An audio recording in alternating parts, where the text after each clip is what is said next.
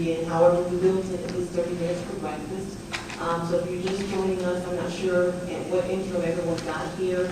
We had an issue over in our building where we were put out because of a fire alarm, and so our sign-in sheet wasn't here at first.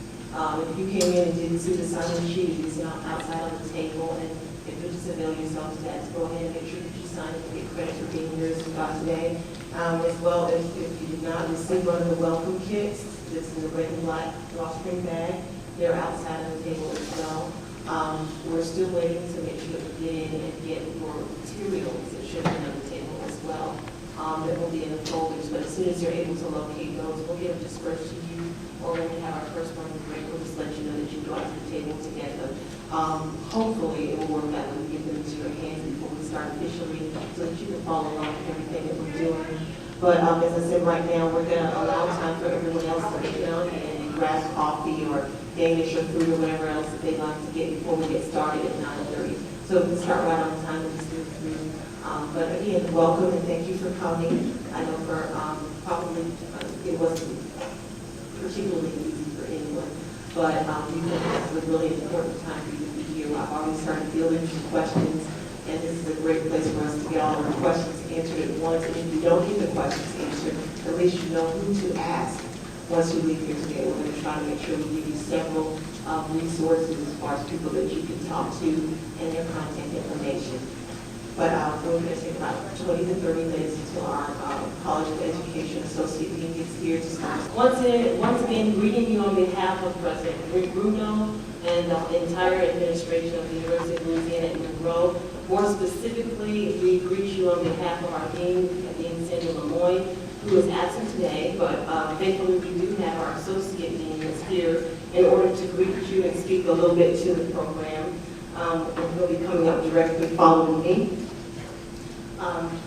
Wanted just to talk about just some basic protocol. Of course, we're all adults and we do have scheduled breaks and lunches and that type of thing.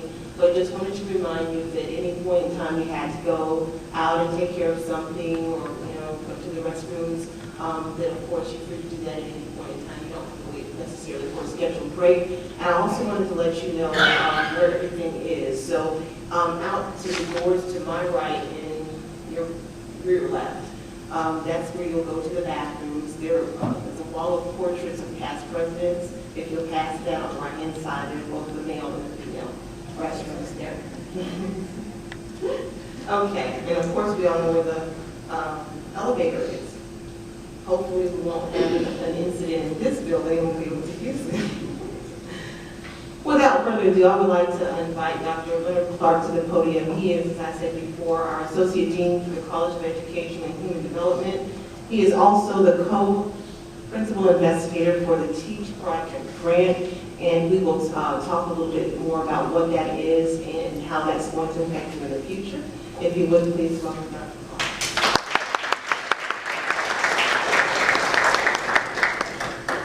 I'd like to say good morning to all of you and welcome you to our campus. Quite eventful day today. We came in this morning, I opened the door and I noticed there's something not quite right. It's really warm and there's a smell in the building. So immediately I knew as I climbed the stairs, because you know hot air does rise, as I climbed the stairs, it's getting hotter. That means that the air conditioners are out. So how are we going to navigate today and be able to work and be productive? Then, about 15, 20 minutes later, an alarm goes off. It seems that this is a fire alarm and that we may have a problem. So we had to exit the building, and that's where I've been trying to make sure and resolve some issues there. Come to find out that we do have some mechanical issues that need to be resolved, but we now have air on the second and third floor, which is convenient since hot air rises. And that's why I'm a little, seem to be a little bit preoccupied with that. But I have a question for you. It's always wonderful to see persons coming in who are going to enter into the field of education. And I have a question for you. How many of you are here, I want you to raise your hand, because you failed at every other academic pursuit? How many of you are here because you failed at every other academic pursuit. Excellent. That means you can remain here. Because if you had raised your hand, we were going to show you to the exit door. This is not a profession that you should get in, come to thinking, I can't do anything else, so I'm going to get something that's easy. And I can just kind of walk through, and I'll have to work. It's not that way. Here's some words I want to put on your mind. Plant some seeds. Rigor, excellence, high expectations. Tiffany Jackson and I talk often as we reflect on this program and what we are all about. What we are not about is low expectations. Oh, don't worry about it. They'll fix it for you so that you can make it through. Don't worry about meeting deadlines because they'll fix that for you. Oh, the supervisors are real easy. They're going to give you high points on everything that you do. You can just perish those kinds of thoughts. That's not about what we are here at ULM on this program. So we labor over making certain that we hold high expectations and rigor in everything we do. And rigor is academic complexity. It is not about giving you 100 things to do, and that's rigor. That's just busy work. But something that's going to challenge you to become a better professional. That's what we are about. So we have lots of conversations about that because we want to be certain that you are well prepared to do the same thing for your students, to raise those expectations.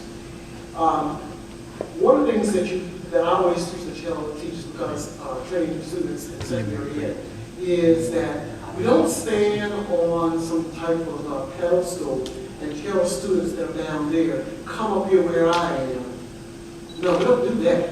What we're asking you to do is to make sure that you reach down and pull them up to the level that we want them to be. So excellence and rigor, high expectations also includes following procedures. We have expectations, we have guidelines, we have procedures that we expect everybody to follow. We're going to hold you to that. We're going to hold you to follow those procedures. We're going to support our supervisors as they try to help you to become better. And maybe in the past, you've always been able to charm, you have pretty white teeth, and you've been able to do these kind of things and get people to come your way. But I promise you, I can look you straight in the face. But if it's not meeting our expectations, I'm not going to go with you on that. We want you to be very good. Did you not hear about a person who's in this program who is a teacher of the year? Yeah, I wonder why. He knew that we had high expectations for him, and that was translated into the classroom, and they recognized that. We have what we call an NTCQ information is coming out soon. And one of the things that I just said to Dr. Kennedy is that we need to highlight the kind of people that we're training. For one, teachers of the year. And he's not the only one. There have been others who graduated from the program who become teachers of the year. They're doing great things. There are some out here right now. We expect that of you. So the excuses, death, we'll accept that. You have a baby and you have it right now, we'll accept that. But I'm just going to let you know that these excuses that while I can't do something, we can't do that. We can't have all these little pediatric excuses. I used to tell my secondary students that they can have a grandparent to have a heart attack at least once. Because sometimes what would happen was they would use that excuse over and over. I had a dead grandparent. Over and over. They had several grandparents dying. And they would use it over and over. What was my point? My point was don't continue to bring those excuses. You know what you're supposed to do. Make allowances for it. Most of you have families, you have other obligations. Plan ahead. Here's what I know about Tiffany Jackson. She's going to plan long term, so make sure you know way ahead of what you've got to do. Months ahead, weeks ahead, hours ahead. So plan for those kind of things so that we want to say no to you, because the expectations are going to be high and they've been raised. We want you to be held to compliance, and we want you to help us to stay in compliance. So everything is written down. There's documentation. We talk about this all the time. And I don't want to sound as though I'm fussing. I'm not. I'm just simply saying this. This is an excellent program that you're in. We are hearing good things about it all the time. Principals are saying this. We just instituted what is called STAR, and Jim is going to tell you more about that later, which, well, most of them have already gone through this, right? So you're going to know this. And when she said that to me, I was so elated because I knew that that was going to help you to be placed in where you should be placed. That we can see ahead of time the best fit for you. And that's part of it right there. It's not just having the credentials on paper, but being the best fit at your school. Because that's where you're going to shine. That's where your students are going to do well. That's where you're going to be happy. That's where you're going to decide to go further with your education. That's what it's all about. I hope I haven't taken up too much time, but I just want to make sure that you understand that I'm on board with what this staff is doing and holding high expectations. And that I'm supporting our supervisors 100% when they give low marks in areas that need improvement. It is wrong to tell somebody that you don't need any help in this area when you're doing terribly. It is right to say you do a fantastic job here, but here's one area or two areas where you need improvement. I was told that, so that I knew what my weaknesses were at the time, and then I can improve on that. That's what we want to do. So it's very important that we make you the best professionals possible, because you represent yourself. You represent ULM. You represent your families. Thank you.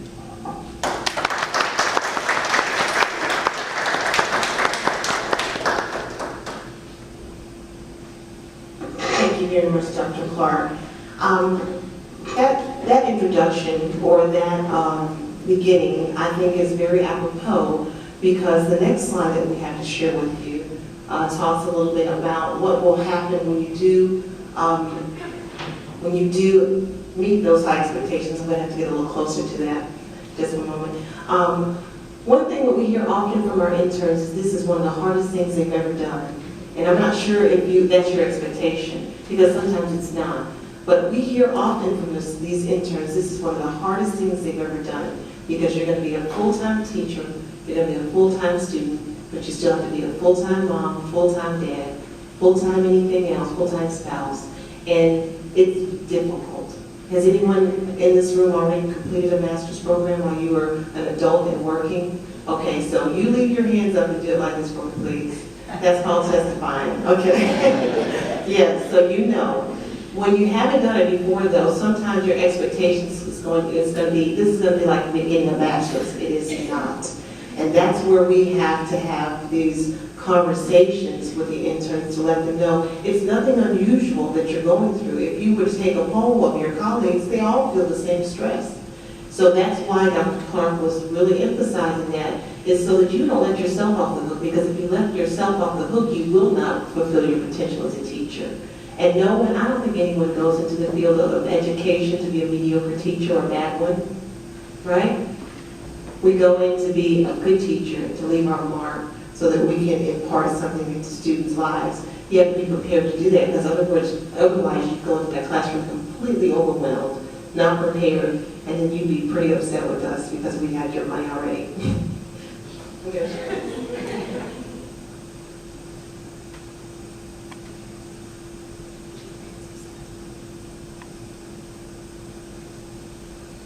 Dr. Clark alluded to this, but I just wanted to real quickly, not to take a lot of time, and as he said before, these aren't the only ones. We have produced excellent teachers through this program throughout Northeast Louisiana. We just graduated our first student in Bangkok, and I just received an email from him, long email, just telling us how much he appreciated it. He's going to take a hiatus and come back to the state for the next 1 to 3 years, and he's looking for a job. He says he feels like he's going to be one of the top candidates. That's what we like to hear. So we've got several examples. There's Dr. Darrell Cluck that's working in the Monroe City School District, still in the classroom, has his doctorate.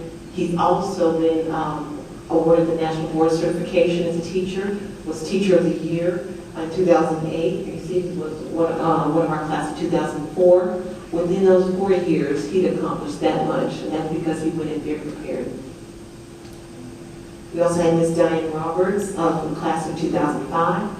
She is a Washington Junior High School English teacher, and she was the Teacher of the Year for the year of 2011. And just recently, Mr. Darren Underwood of the class of 2009, who teaches at Rainbow High School. He's a math teacher there.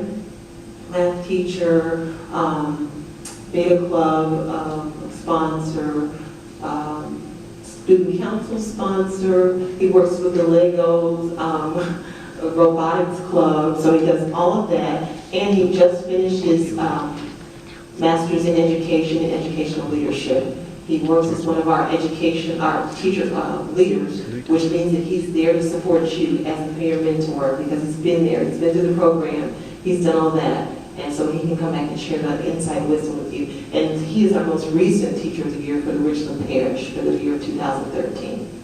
So what does all this say? That it's well worth it and it pays off. Okay, if you put in the work, you get out the good benefits. Thank you. All right.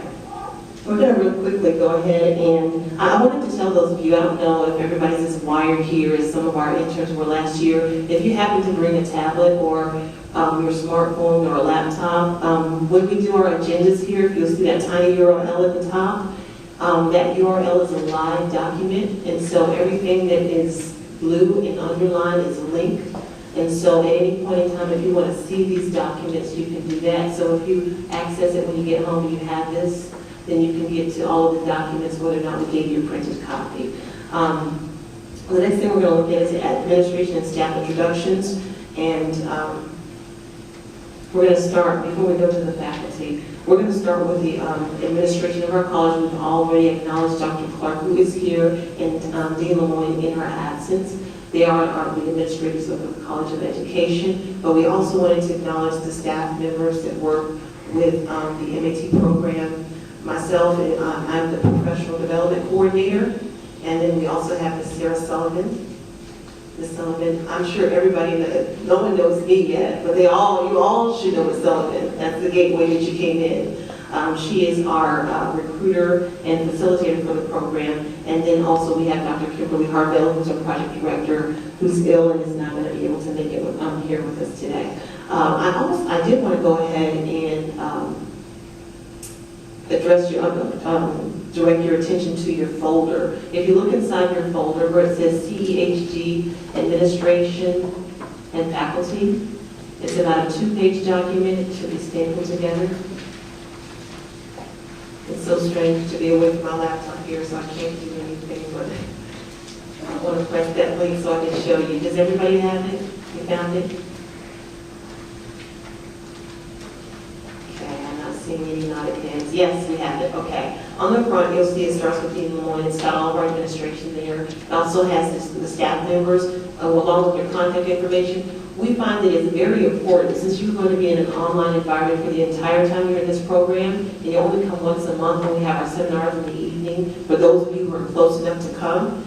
It's really important when you have a question, you're thinking, I'm not sure exactly who to ask, who's over this, who should I talk to, or how do I get in contact with them? We wanted to make sure you had a directory and know who does what and who should be able to answer what. Of course, if you call any number, we'll try to get the answer, but it just would make it more readily available for you to have that information.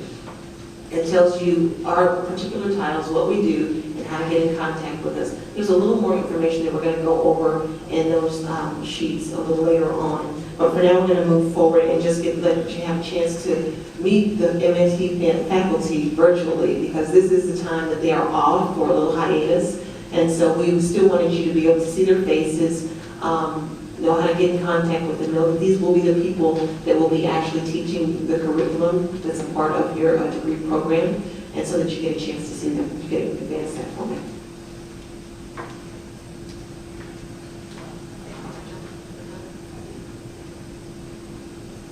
If you'll go back one more slide, I think. Here we are.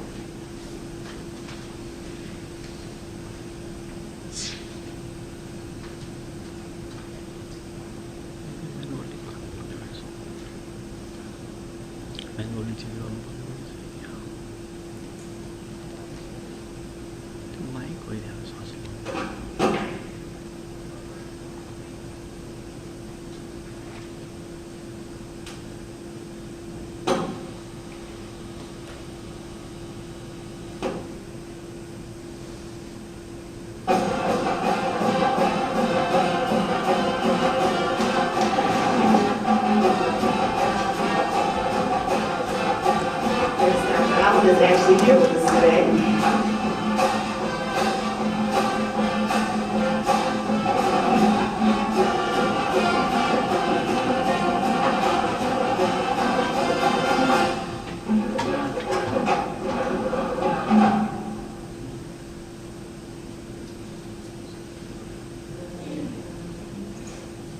It wouldn't move when I made it into the movie, so just pretend that these are still running.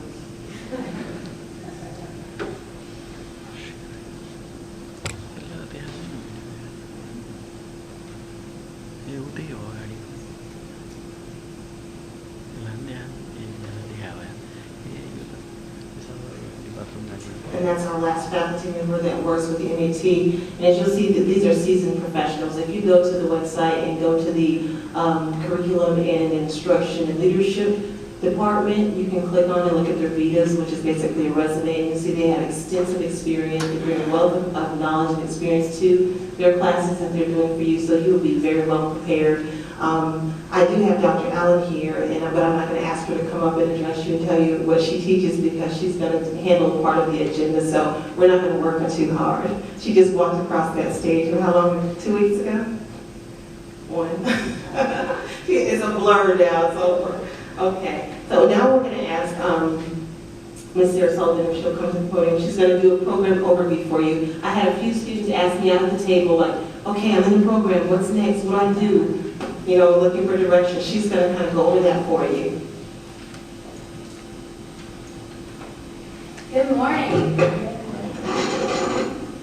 All right, can you all hear me? Does it sound normal? Ish, okay.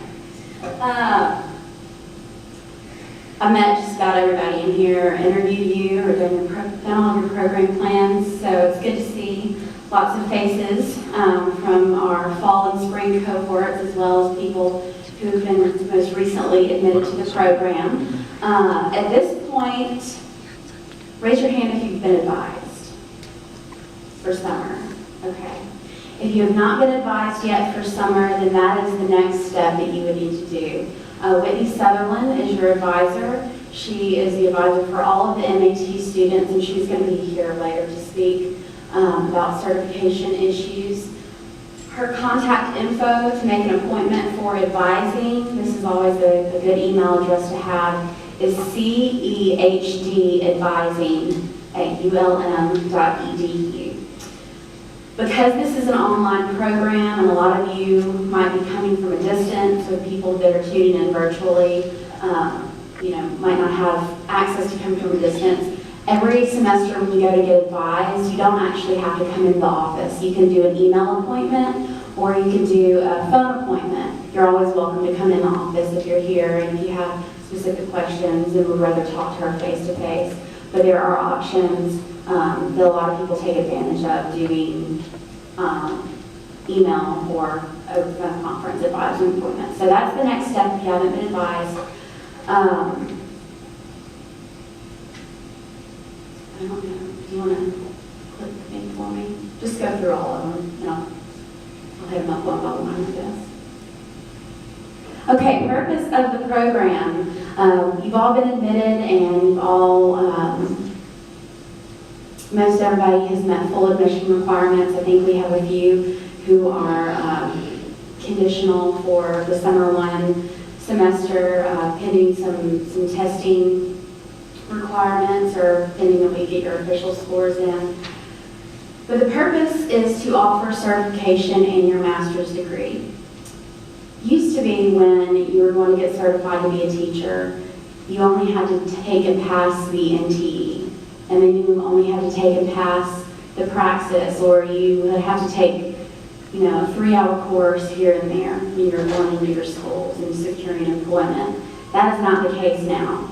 With the Louisiana Board of Regents, with the Louisiana Department of Education, it gets a little bit more complicated.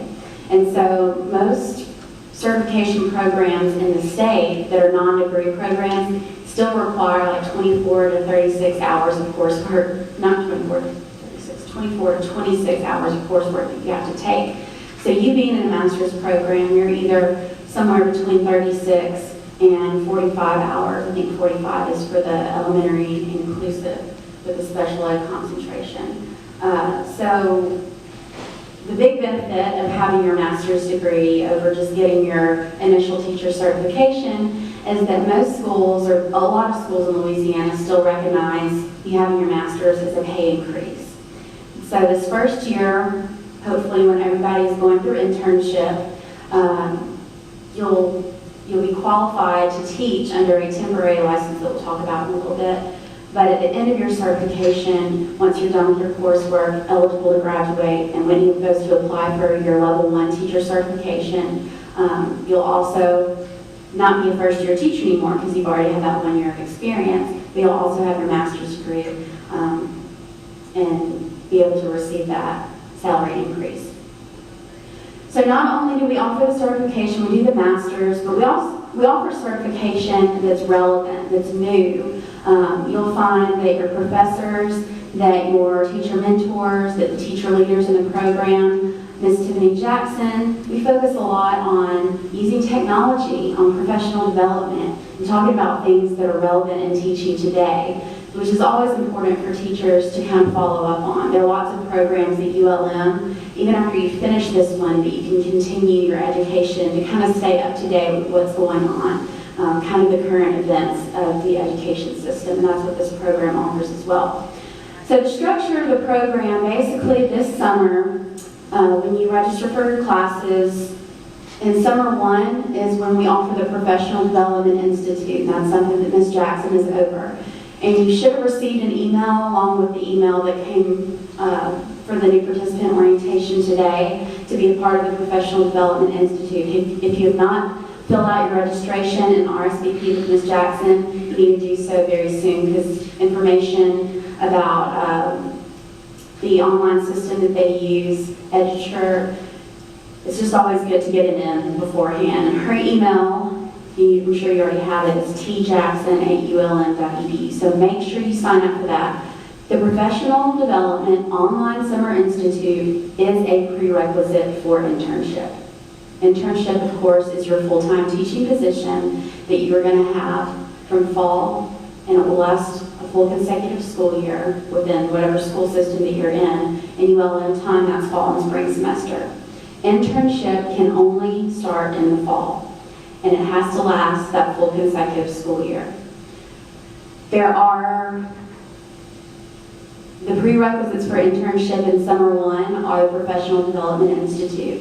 That is what we call a no-cost, no-credit course. It is written into the program, but you don't pay for it and you don't receive an hour of credit for it. It has to do with your initial teacher certification, professional development requirements. So it is required, you have to complete it to be eligible for internship.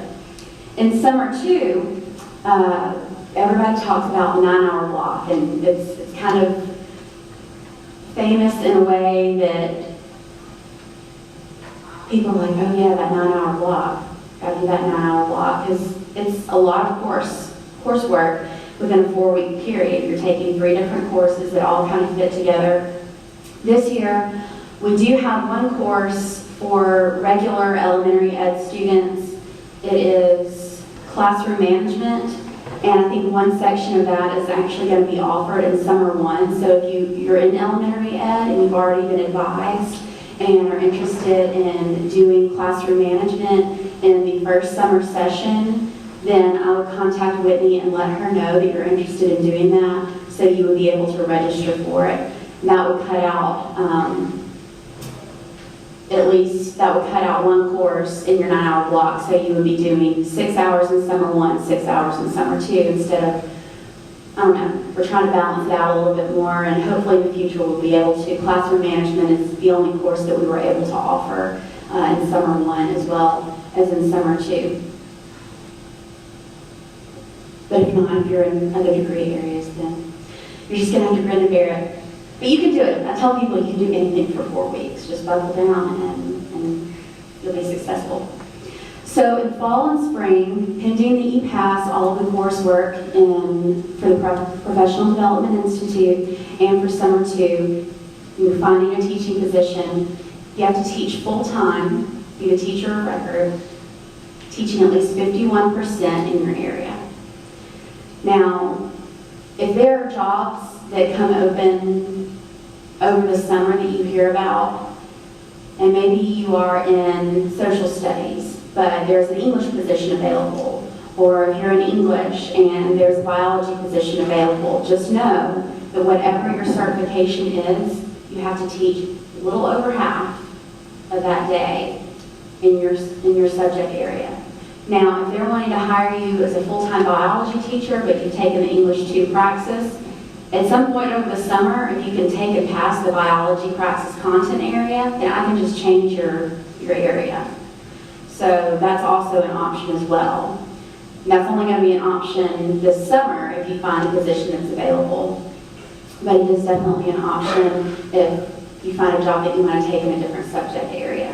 I know lots of people, we got lots of smart new teachers in this room, and you who have also,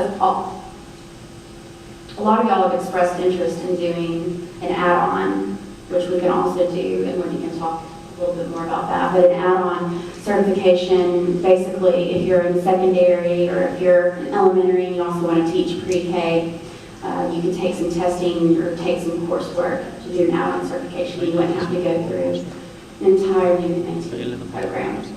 So the duration of the program, kind of talked a little bit about that. It depends on how many hours your program is.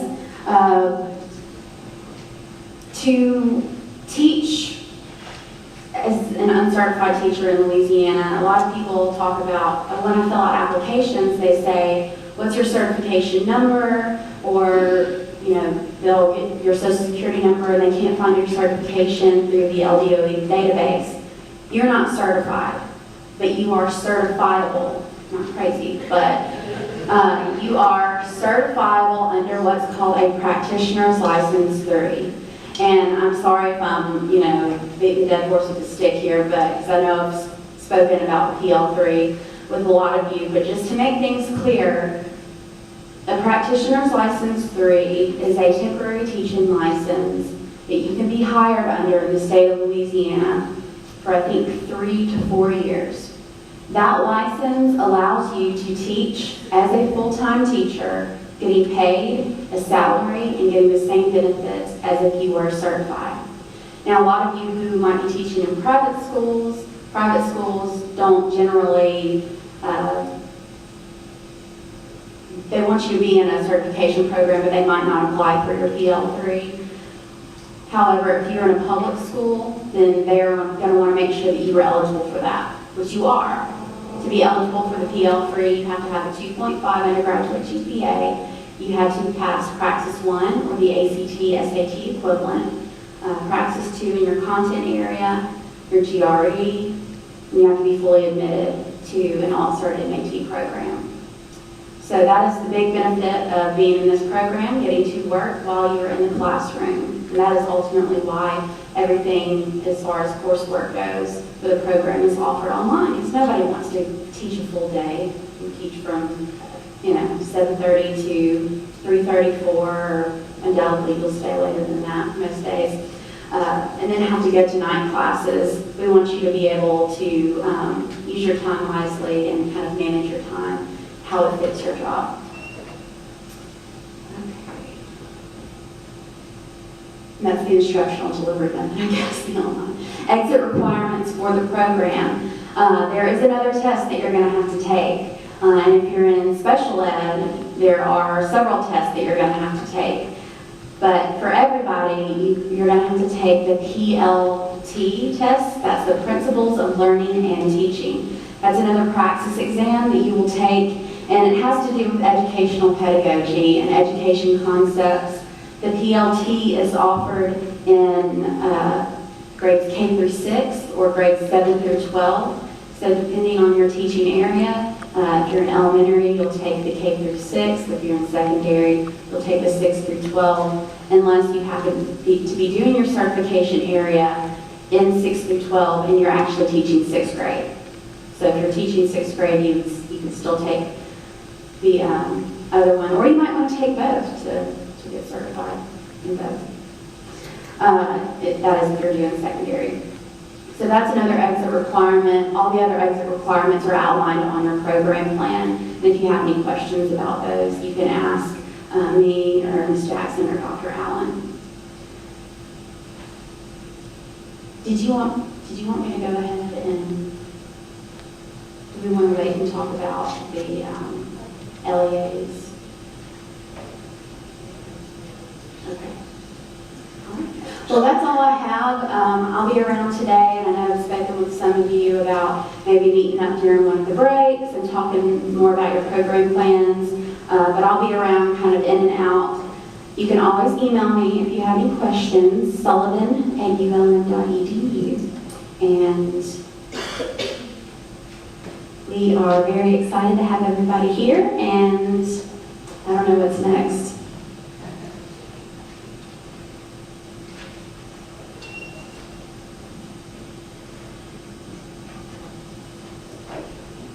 Hand it back over to Mrs. Jackson.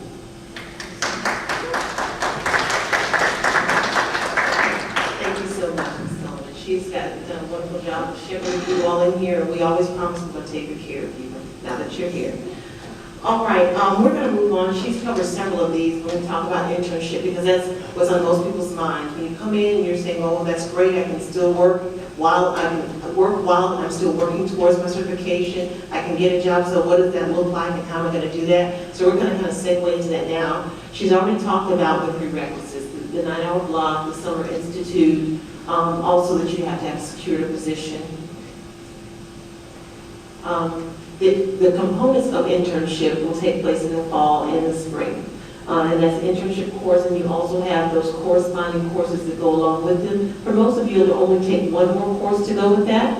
But if you are getting inclusive certification, which basically means you get 2, I call it 2 for the price of 1. You're getting 2. And so you're going to have 2 additional classes with your internship. So you'll have the job, and then you'll have a course that has related activities to what you're doing in that job, and then you'll have 2 other courses if you're getting the inclusive, which means you're getting 2 certifications, either elementary and special ed, or you're getting secondary and special ed.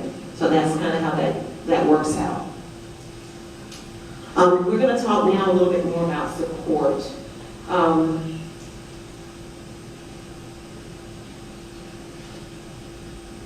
As you go through that process, when you're the teacher of record, how many of you all can be honest and say when someone told you, okay, you can get into school in the summer and then you'll stand in front of a class by yourself and teach in the fall, how many of you all got frightened? Should have been. You wouldn't know. Yeah, that's a frightening concept. I've not done this before, and I'm going to be there by myself in the fall. What we try to make sure we let you know is that you will not be there by yourself. That would be unfair, inhumane. We wouldn't do that to you. So we do all this process through the summer, and then we call this induction, which means preparation for you to go into the classroom. And then the support kicks in. So it's called an induction and support program. That's what I work with. So once she hands you off, that's why I say we're going to take good care of you. Once you actually are in the program, you're not by yourself. I've taught with teachers who were in programs, and basically they signed their name on the dotted line. They had to go to classes, and they were just there. No one ever came to see about them. They just were there. And as long as they paid their tuition, so everything was good. We don't do that. You're going to be supported from the time that you get into the classroom for that first year, the whole year through, and then we also have support mechanisms that are built for the next 2 years, which basically gets you out of the water. If you can survive 3 years, we basically know you're going to stay. If you stick and stay for 3 years, you'll be there. I'm going to later on, and it's later on down the agenda, where I want to introduce some of the support team that's here with me today and talk about some of the resources that are available. But for now, we want to just go in and start talking about the Summer Institute. Some of you have had some questions that you posed to me via email or by phone, and so I want to go ahead and make sure that we touch that. And at this point, I'm sorry that I neglected to do this earlier. We don't want to just continue to give you information because we're not really modeling good teaching strategies and best practices here. We're just giving it to you, and we're not asking you if you understand. We're not asking if you have any questions. We didn't intend to really do that. So we do have a mic here, and from now on, as we go through the sessions, also, I don't know if you've wondered what in the world is that, or why is it there? We have several people that are joining us from 2 or 3 hours away, maybe another state over. They couldn't come here for this orientation, but it was important they got the information. They're joining us via Google Hangout, but since there's a lot of feedback and people turn their microphones on, we're allowing them to ask questions on our Twitter. So every once in a while, that's why I'm checking it. Every once in a while, if a question comes up, we want to make sure that we address their questions as well, because we want to interact with them. But if at any point after we finish, you have a question, we're going to pass the microphone around and you just raise your hand. If you'll take out that single sheet page that says Teach Project Online Summer Institute Syllabus.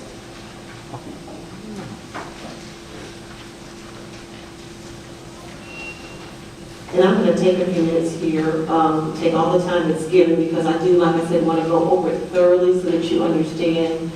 We do not intend for any of our coursework to be overwhelming or burdensome, but we intend for all of it to be as complete as possible.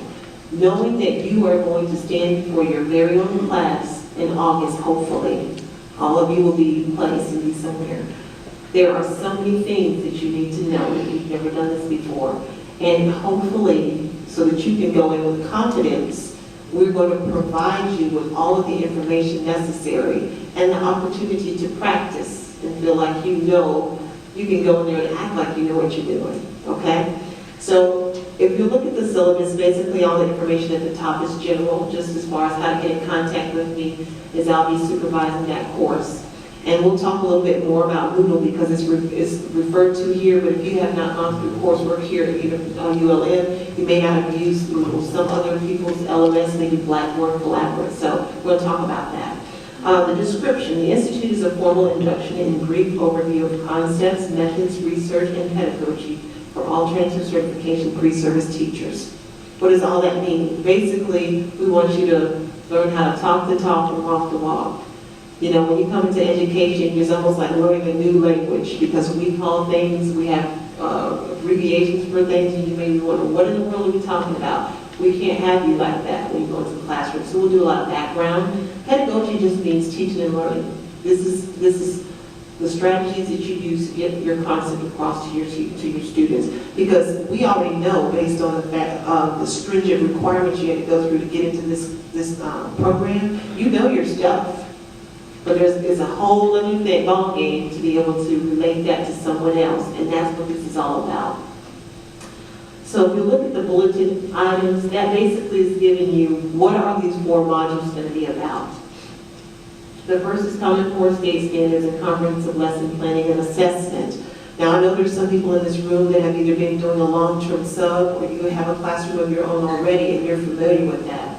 But we're going to try to help the rest of us to come up to speed. The second is classroom management and culture.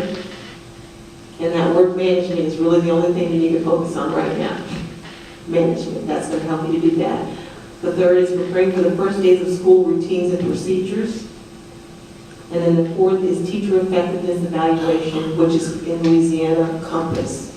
And we do understand, as I said, we've got some people that are attending and they're not actually in our state. We have some of you who may not be intending to stay in our state. But while you're completing this first year of internship, you will have to know all of these things because this is what you're going to be judged on while you're in the classroom. In addition, there is an orientation module and a teacher toolbox that contains valuable information and organizational tools for teachers. I didn't put that in a bullet because there is no work associated with it. There are no points associated with it. At first, it's just going to explain you why do you see 6 modules instead of 4. The first one is just an introduction to give you some information. There's nothing particular that you're going to need to do. And then the last one is just going to be basically a resource file. So a lot of those things that we may have referred to or that you're going to want to take with you when you no longer have access to Moodle, that's just going to allow you to download those things and you can keep it somewhere for yourself. Now the goals, these are basically what we might call objectives for you. Gaining a working knowledge of terms that are intrinsic to the field, understanding the expectations of a classroom teacher, introducing you to scenarios related to teaching and learning so that you can apply a 5-step problem-solving model to reach viable solutions. We'll talk about that 5-step model, but the most important thing out of that, again, is to be able to problem solve and reach solutions for these different scenarios that are going to face you in the classroom. I'm not going to read through these because basically they're the same for every module. If you'll look, though, I will draw your attention to a couple of things. If you look at Module 1, it says collaborative classroom participation, and it's got a date there. Everything else is going to be self-paced for you within that week. It'll be opened up. You can work at your own pace as long as it's done by that particular time. Then on the back, it's got the deadline. But for that particular one, it's what we call a synchronous delivery. Synchronous means we have to be there at the same time. Not every person, because I'm going to open up this collaborative classroom at different intervals during the day so that you can work it into your schedule. But that way, at least you know what the date is. So basically, it's going to be at 8 o'clock, at 9:30, at 11 o'clock, at 12:30. I'll let you write that down. It'll be when you open up the module, you'll be able to see it, but just so you have it now, 8 o'clock, 9:30, 11 o'clock, 12:30. Can you guess what the next one is? The intervals, I was at 8 o'clock, 9:30, 11 o'clock, 12:30, 2 o'clock, 3:30, 5 o'clock, 6:30, there you go, that's gonna be the last one because I'm off at 5 actually. But I understand some of you won't get off until 5, and if you can't access this because of a firewall during your job at lunchtime, you'll need to do it after work. So for that particular day, I'm actually gonna be there for those of you who can't do it until after that time.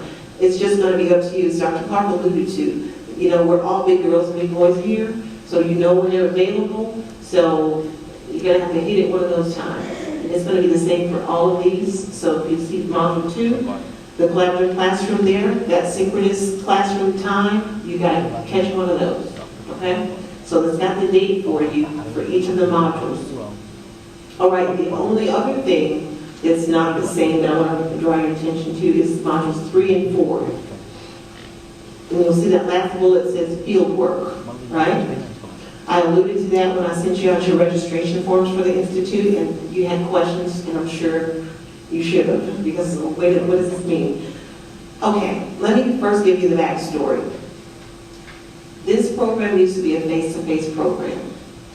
Then it became a hybrid, where it was some face-to-face and some online. In 2011, everything went online.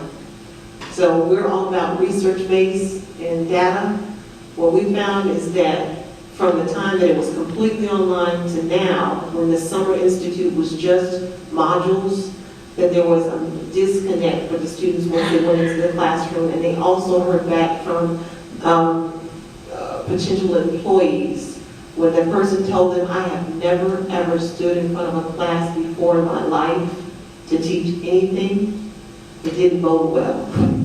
So we had to work this component back in, because our thing is we don't want you to come to the program and get a degree and not be marketable. And you need to be, how many of you all want to finish the program within that overview, like a 14 months if it says you can? In order to do that, that means you need a job in the fall. How many of you have a job in the fall? Okay, so, but the rest of us, right? Yeah, Okay, so we understand that. We're not just standing there, oh, well, we understand that. You want to stay on your program plan. You want to stay on that. So what we found is was one of the impediments is that when you go, you got super smart, passed all my tests, I did this and that, I'm in the program. We got some principals that are going to talk to you, ex-principals, they've retired. They still were a little concerned. You mean you've never taught a lesson to anybody or had to write a lesson plan? So this component was built back in for you so that you can say, and I'm going to tell you what you can walk away with. You can say, I've been in a classroom environment. I was supervised by a lead teacher. I taught a solo lesson, and I wrote my own lesson plan. Does that sound good to you, Mr. Weiss? Mr. Weiss was a principal for years. Ms. P, doesn't that sound good to you? Now, along with that, once you complete this field experience, then you get a letter of recommendation. I won't even put that condition in there for you because you know there's a condition, right? We're going to recommend you for what you do. Okay. So when you complete your field experience, and that's another thing that you can say, I have a letter of recommendation from a certified teacher that acted as my lead teacher. They can say these things about me. These ladies that are going to act as your university supervisors in the fall and the spring, they are going to have an opportunity to come in and watch you, just like they would do in the fall and spring. And they're going to come in and watch you and see what you need to work on. They're going to give you feedback. You'll be able to tell a principal that you've had that experience. That's basically what student teaching is. Not as long, but you will be able to say, I have had these experiences along with all of your academic accolades that you have. So how will this work? We are partnering with two community resources so that we will host STEM camps. And STEM is for science, technology, engineering, and math. We will host a STEM camp, co-host a STEM camp with First West Broaden Horizons outreach program. Basically, they serve as rising 5th through 9th graders. So these are students going into the 5th through the 9th grade. They bring them in, it's like a camp-like setting already. They're there all day, but we won't do the STEM camp all day. We're going to do an academic component, okay? So I'm going to give you the dates and times for that. If you are an elementary teacher, we're also partnering with Girl Scouts. And it's going to be the same thing. It's a STEM program. So it doesn't matter, you can say, I'm not going to teach science, I'm going to teach English. That's okay. We're building reading into our technology component. So you're going to get experience. That's the main thing. We're going to have a STEM camp for the Girl Scouts. And that will be, I'm sorry to give you dates. That's also going to be in the modules, but let me give you dates. The STEM camp for the secondary is going to be June 17th through June 27th. But take off the Fridays. And since I don't have a calendar in front of me, I can't tell you. It's June 17th, 18th, 19th, and 20th. Okay? And then it's going to be June 27th, 26th, 25th, 24th. That week. Okay, if you're secondary, you won't do both weeks, you'll choose a week, okay? And during that time that you choose, it's a 2-hour block. You'll go in, you'll watch this teacher teach, she'll do it Monday, she'll do it Tuesday, we'll call it co-teaching on Wednesday, you're on your own on Thursday. While you're working in the Summer Institute, we're going to teach you, these ladies are going to help teach you how to write a lesson plan. So you're going to plan, co-plan with this teacher leader. This person's going to show you how to plan a lesson, and you'll have an opportunity to teach it. So hopefully when you walk away, then you'll have a lesson plan that you could show this principal, and you might have a video clip. Can't promise for sure. When we get all the workers we need for the summer, we might also be able to give you a clip and a lesson. That's powerful going into a principal to say, now see what I can do. Okay? That's the way it's planned. For the elementary, it's the 17th through the 21st. And you have 2 opportunities. You can do morning or you can do afternoon. The morning time is from 9 to 12, and the afternoon time is, of course, from 12 to 3. The Friday is going to be optional. It's a field trip. So I said the 21st, but the teaching will be done on the 20th. Okay? Now, I figured this was gonna be the time, so I brought my mic. Raksha, would you mind taking this away? And we're also going to watch the feed if you have any questions there. Now, let me tell you the other thing I wanted to say, though. I saw 2 hands at what I'm saying. I only have a job for the fall. You will not be required to complete that field experience. There's some other people that Dr. Clark told me about, and it may be a person that was under contract last year. There's some other people. The thing is, because the most important thing is this is really for you. That's why we made it a component. It's more for you to gain that experience than it is just to make it a requirement. But if you already have a position, you've already taught, you've already been contracted, you don't really have to show that to someone, okay? If you like and want the extra practice, you can, but it won't be necessary. It won't be mandatory. Go ahead. Sorry, I understand. The secondary elementary was in the 2-hour block, but what is the times for that? I'm sorry, I didn't tell you that's from 10 to 12. 10 to 12, 10 to 12. just whatever we could choose, 10 to 12 Yes, every day? yes. Okay, thank you. You're welcome. I saw some other hands, not questioning hands, but brows. So you can raise your hand. Can you explain, if you already have a job, for instance, I'm actually teaching summer school at an elementary. Okay. Were you contracted for 2012-13? And were you either a long-term sub or were you contracted as a I teacher? worked this spring. Yeah, You worked this spring. Okay, so you did a long-term sub position. No, Have you? no, I actually got into the program and actually was the teacher of record. Oh, okay. So are you expecting to have a contract signed? Did you sign a letter of intent for this coming fall? Okay, you would be in that category with her then. And then, so that you've already gotten that field experience and you already have a position. So then this field experience for the summer would be for you. Does that answer your question? Okay. Not really? Not really, yeah. Okay. I see the camps, Mm-hmm. the 17th through the 21st. Mm-hmm. I'm ready to do summer school from the 4th to the end of the month, which is the 28th. Oh, so you're not talking about the fall? No, I'm talking about this summer. Okay, so what about the fall? Have you already been Well, I'm planning on going back. going back to the same school? That's what I was thinking. And so if you, generally in the spring, they'll let you sign a letter of intent that you intend to return. That doesn't mean you sign a contract, but they do intend for you to return. Okay. Okay, so then if that's the case with you, and then the fact that you've already taught a semester, then you wouldn't necessarily need, you're going to be getting your field experience Yes. in summer school. We'll pray for you. On the job training. Okay. There's a question. Okay, we have another one. Yeah, this is a little bit Okay. off topic, but the modules, Mm-hmm. it says they'll be open June 2nd, June 9th. Mm-hmm. What time? Is it sporadic or is there a specific time that they're open? Couldn't tell you. Well, I've always been taught to under-promise and over-deliver. So right now, I don't want to tell you a particular time. I'm going to give you a little heads up, though.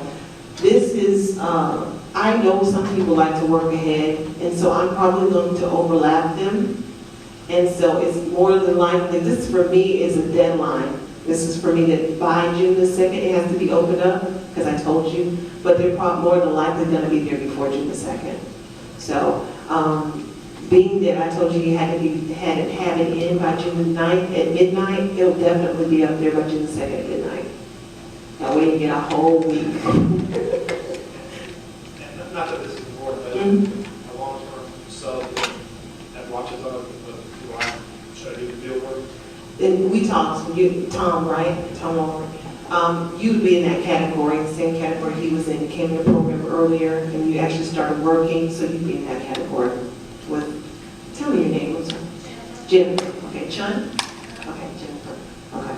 So you all would be in that same category, whereas you would not need to do the field experience because you've gotten it. Okay? And that's what you're going to take when you're looking for it. If you have not already signed a contract with Washington Parish, that's what you can say. And when they ask for lesson plans, and when they ask, for assessment, and they ask what you've done, you've got something. We're trying to give this to the other people who don't have anything. Any other questions, either on this or something else?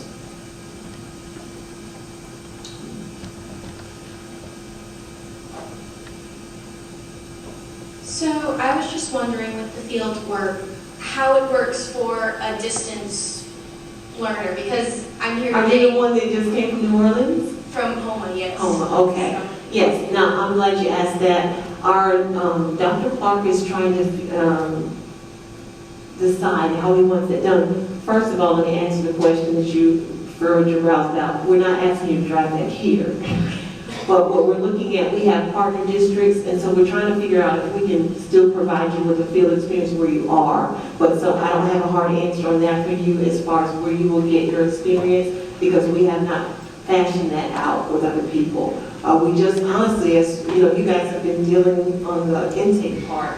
You just really got to me, and now I'm going home, Mississippi. Oh, you know, I didn't know really where everybody is.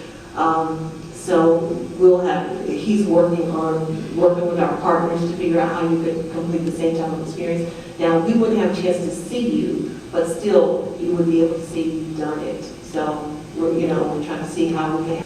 And then submit for evaluation. Once you do that last step, your instructor then can see it and can evaluate it.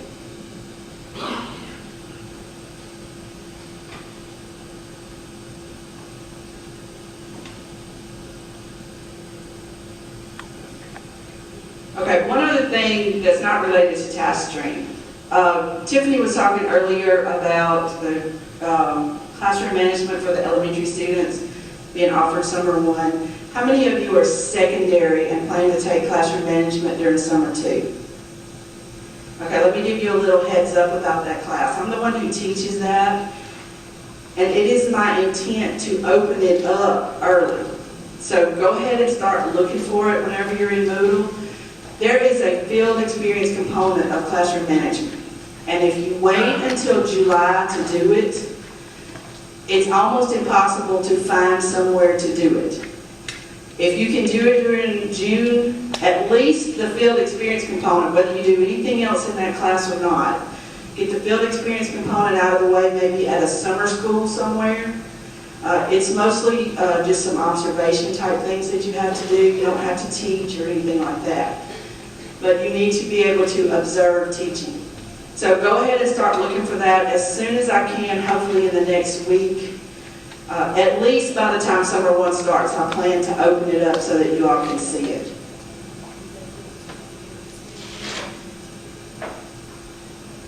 Yeah, but it's not going to give them enough hours. But she asked if you could use the field experience at the STEM camp. Yes, you can. You can use that as part of it, but it's not going to be enough hours. So you're going to have to supplement that as well. The other thing I wanted to mention, and let me see if I've got an email back yet. A few minutes ago when Ms. Sullivan was talking, she mentioned that if you're teaching 6th grade, you can take, if you're working on secondary certification but you're teaching 6th grade, you can take the K-6 PLT. I do not think that's correct. She and I talked about it. We looked on the website. I'm waiting for clarification. 6th grade is considered middle school, but if you are working on a secondary certification, you have to take the secondary PLT. Doesn't make any difference what grade you're teaching. If you're going to graduate with a secondary certification, I know you have to take the secondary PLT. What we are waiting on clarification for is if when you graduate with a secondary certification, are you qualified to teach middle school all the way down to 6th grade? And I don't think you are, but I'm not going to say one way or the other right now because I'm not positive. I want to make sure before, if you're in the classroom management class, I'll clarify that during that class, which would be most of the secondary people anyway. Okay, do y'all have any questions about task stream before I turn it back over to Ms. Jackson? It's over here right now. Once you get into it is when the questions will come. Feel free to email me. It's tallen, T-A-L-L-E-N, @ulm.edu. Yes. Yes. And I was thinking about that earlier. I was so glad Dr. Clark said what he said about the deadlines and high expectations and that sort of thing. When you get into your coursework, you know, we all have a ton of things going on. I know, I just finished my doctorate. I work full-time, I also work part-time somewhere else, and I also have a family. So when you come to me and you say, but I'm so busy, I just don't have time. I know. You're going to have to make decisions about what you're going to do and what you're not going to do. If you choose not to do your coursework, that's going to affect your grade. In my opinion, and this may not be your opinion, but in my opinion, right now your coursework needs to come first because you want to graduate and get out and not have to worry about the coursework anymore. Am I correct? That's the way I was. So when you get out there and you start saying, I can't do all of this, you're going to have to make some tough decisions. Do I stay home and do this that's due tomorrow? Or do I go to my son's baseball game? Well, sometimes I went to the ball game and took my laptop with me. But, you know, those kind of things are going to come up. Know that ahead of time. Plan ahead. I think Ms. Jackson said that earlier. Plan ahead. And just know that when you have too much to do and you choose not to do something, be sure that you make the choice that you're willing to live with. Because, you know, like I say, it will affect your schoolwork if you miss those deadlines.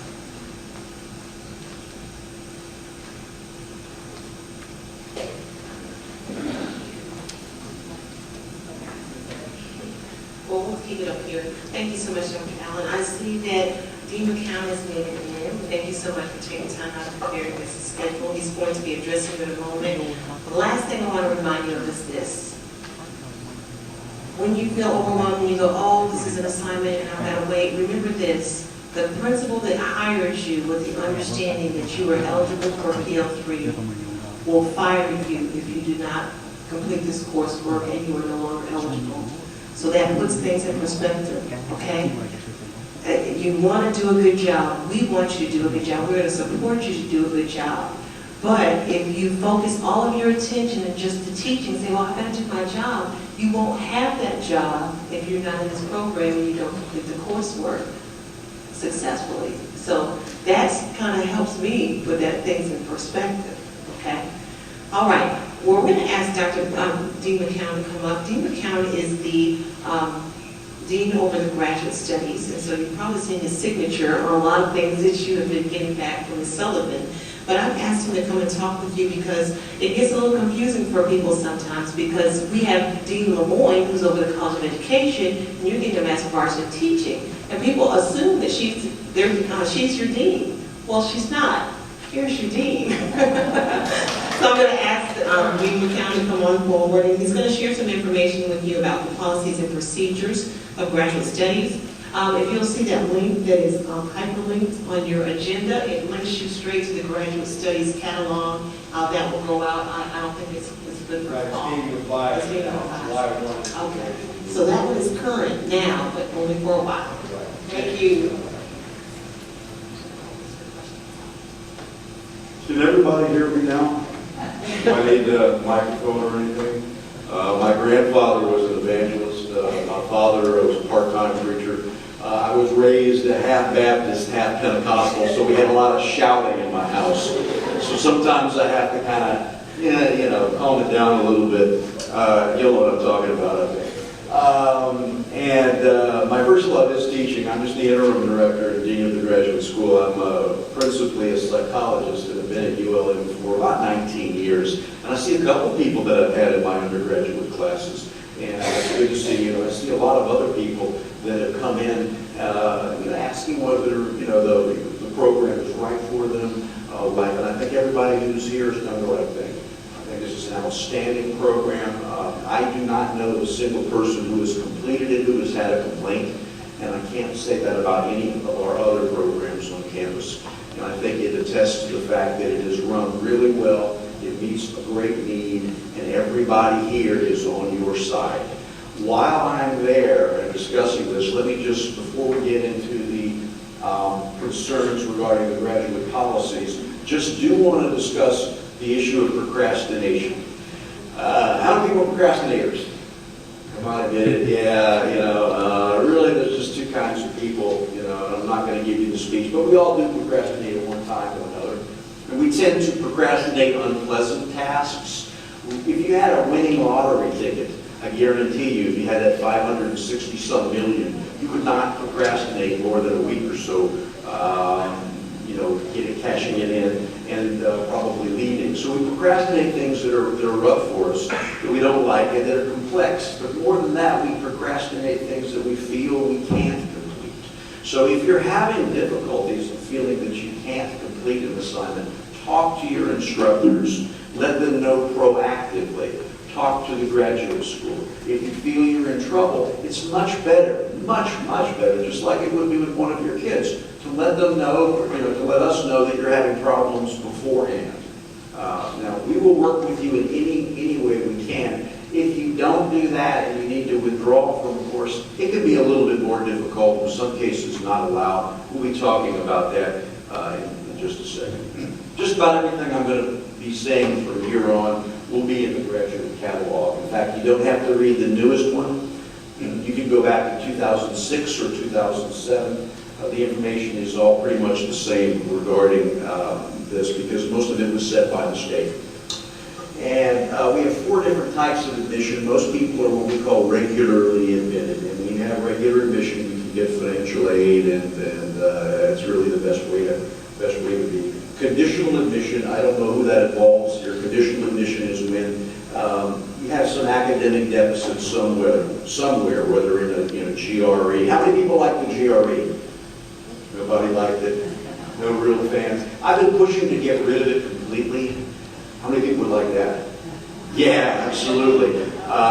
It's not something that is easy. I don't think they have any validity at all, especially for folks around your age. I don't think that they do anything. But people who have low GREs or low GPAs are conditionally admitted, and what you have to do to get out of the conditional status is you have to take 12 hours, ultimately 12 hours of coursework, and get a 3.0 and above. Provisional status are for people that don't have all their material in.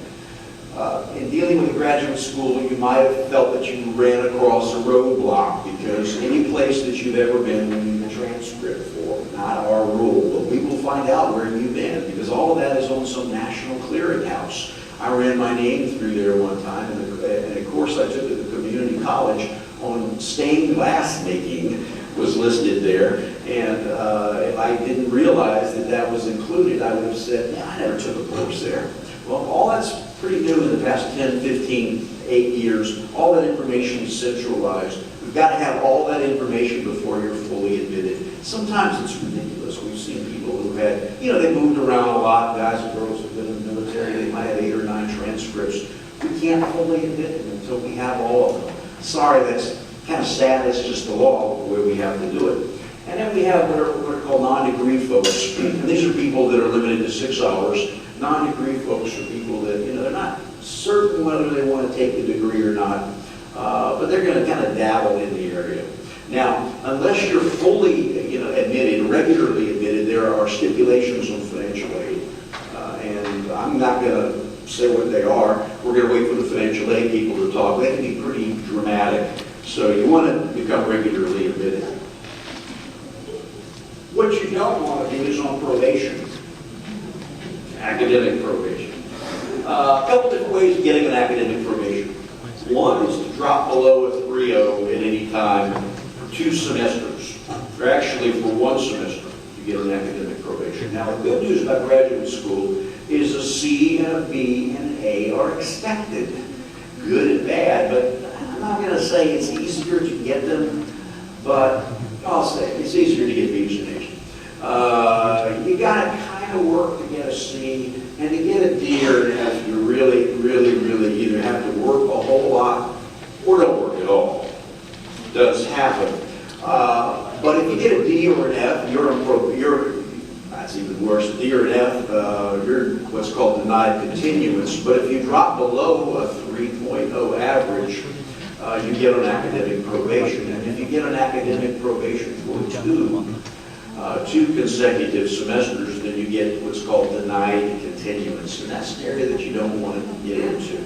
What happens if you get denied continuance? You get the opportunity to appeal.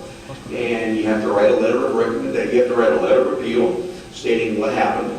and get 3 letters of recommendation, and a couple of other things that are discussed in the catalog. And that goes in front of a group called the Graduate Council, and they discuss your situation and whether or not they think that you will make changes. And hopefully your college advocates for you, but you don't want to be in that position. So the bottom line is, work to keep your grades up. Do not procrastinate. Biggest problem we have for people winding up on probation or being denied continuance are incompletes. Now there's a little loophole, not loophole, a little stipulation in there that says that an incomplete is when you haven't finished the coursework. Often it can be for good reason. But if you don't finish the coursework by the end of the first month in a regular semester, or by the end of the second week for a summer term, the incomplete is calculated as an F. What? Pretty good incentive to get the work done. On the other hand, we do change that if you get the work done, but it's going to be a lot of paperwork, and it's probably going to make your life a little miserable. So take care of your incompletes as quickly as you can. And I suggest not getting them if at all possible. And if you sense that there's going to be a problem, let your professors, your advisor know as quickly as you can. Again, just like in your classes, get their problems, what do you want? You want the kids to do what? Tell you, right? And that's what we want also. Let the graduate school know if there's a problem, or let your faculty know if there's difficulties. Dropping courses. Happens all the time for good reason. Happens all the time for bad reason. ULM is pretty tight about not letting people drop them for bad reason. If let's say you're taking a course and all of a sudden you decide, I don't like that time, or see it's fall and let's see what shows are coming on. New Duck Dynasty is coming out this fall, and I like to watch that over and over and over again. So I like it. Anybody like Duck Dynasty? Everybody likes it? I love it. Yeah. I buy all the memorabilia. I think it's great. I'm tagging. My wife's like, I'm just proud to be from Monroe for once, People have been deriding us for years and years and years. Now we got the #1 cable show. I think it's good deal, I'm proud. Anyhow, if you drop a course, there are many reasons. And to drop a course, you have to have the permission of your advisor or the dean of the graduate school, which would be me. And there are a number of real legitimate reasons for dropping them. I go over each one and try to talk with the student. And if you are dropping them just because you're not doing well after the first test, or because something fairly trivial, then I can, and in some cases, will deny you that privilege.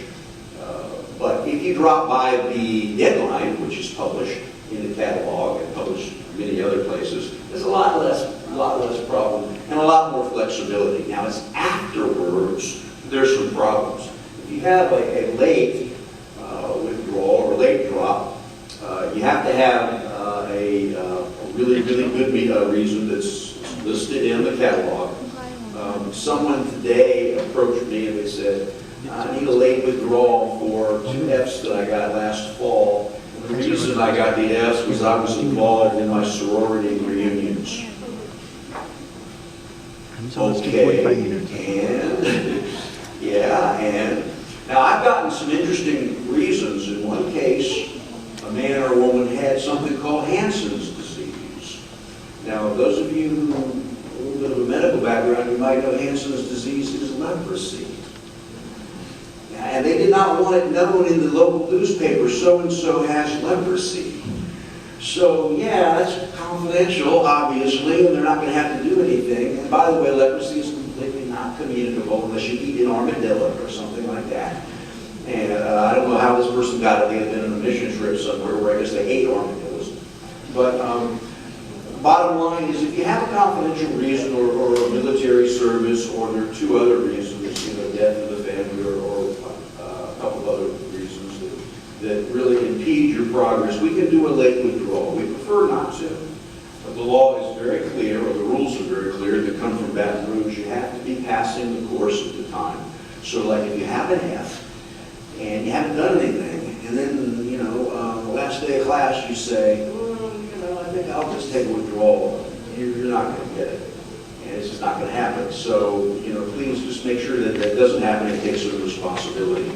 Other problems that we have are related to what we might call magical thinking. Anybody in here have magical thinking? We all do it sometime, yeah. You know, one of the most wonderful things from magical thinking, we like to pretend that problems will go away. Most problems will go away on their own, right? But guess what? In a bureaucracy, they won't. And there are three big bureaucracies, you know, higher ed, elementary and secondary ed, and the tax system. Anybody gotten a deficit for not paying taxes? Yeah, and if you just did nothing with it, what would happen? Yeah, they would come in and pretty soon it would be $3,000 and $4,000 and $5,000 and $10,000. And then before you know it, there would be garnishment. So those are problems that don't go away. Well, similarly, with problems in your schedule, they don't go away. I have a problem today to deal with. The student says, you know, I've been enrolled in 2 of the same classes in Mark, and it was the same section that was taught by 2 different people. It wasn't in a college and in fall. And now they're making me pay for it. Gosh, man, I have enough. You know, what can we do about it? Well, we probably can do something, but the student's probably going to have, you know, some fees associated with it. And this could have been taken care of if the students had been heads up and they had looked at what they had, you know, what they were taking on Banner. And if they had any problems, calling the grad school or emailing, even better, because we can solve those problems and we're very good. So if you have any problems, email your advisor, email us, and we'll do everything we can to solve the problems for you. Just a couple of other things. You know, I know that everybody needs to have a commitment to completing your education. And, you know, we've seen 2 extremes. We see the folks that have no commitment or very little at all. And, you know, I think Dr. Allen was talking about those people. You know, it's kind of a part-time, you know, hobby for them to get this degree, you know, whatever. And then we have the people that just go all hog wild. They don't talk to their family, and they quit church, and they enter a silo somewhere, you know, and they give up everything that they loved in life. You know, have balance, okay? Because you're going to find it a lot less stressful if you do the right thing and you have social supports. Get friends who are in this program, who can check up on you, who can work with you. Don't do it alone, folks. If you don't have anybody, find someone, because it's more likely that you will finish the program in a timely fashion if you have someone that can give you some support. Not just that you will be able to just, you know, get some information from when you miss something, but will actually encourage you when you're having a bad day, because everybody in every graduate program has bad days when you say, oh my God, what am I doing in here? There's no way I can finish this material. But you can. You would not be allowed in this room, or at least in the program, if you did not have the ability. So how do we know that? Because you've proven yourself in the past. So it's up to you to make sure that you continue to do so. If you have problems in your life that are going to impede your school performance, let us know. How long, I just don't usually have to mention this for you guys, because you guys are very motivated and want to get out really quick for obvious reasons. The rule is that you have to get everything done in 6 years. Otherwise, you have to go to the graduate council and get extensions, which aren't necessarily automatic or rubber stamp. I don't think that's going to apply to anybody here. One last aside, if anybody's going to borrow money, try not to. I'm not going to talk too much about that, but we do have people leaving the graduate school with lots and lots and lots of debt. And they're not people often that you would think of. And you get in that cycle of borrowing and borrowing and borrowing, you're going to be paying interest for years and years and years.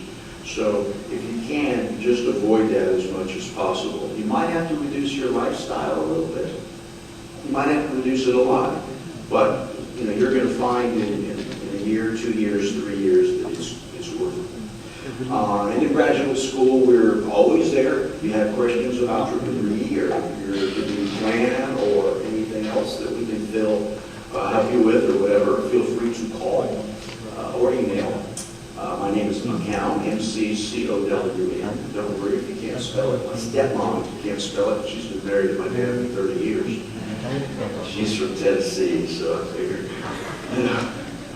in the area of schooling, there's Louisiana, Arkansas, and the bottom is Tennessee. When I was growing up, we used to say it was Mississippi, but now not anymore, folks. Mississippi's kicking tail. So maybe there's no force yet. Congratulations. I'm just so excited to be talking to you guys. You're on the start of a wonderful career, vibrant profession, and a calling. And everybody knows that. You're not in this career to make a lot of money. You're in the career to change lives, and you're here because someone has changed your life. So what I'm hoping is that somewhere along the line you can pass that on and continue to give to the next generation. So any problems, just give us a call. We'll try to solve them.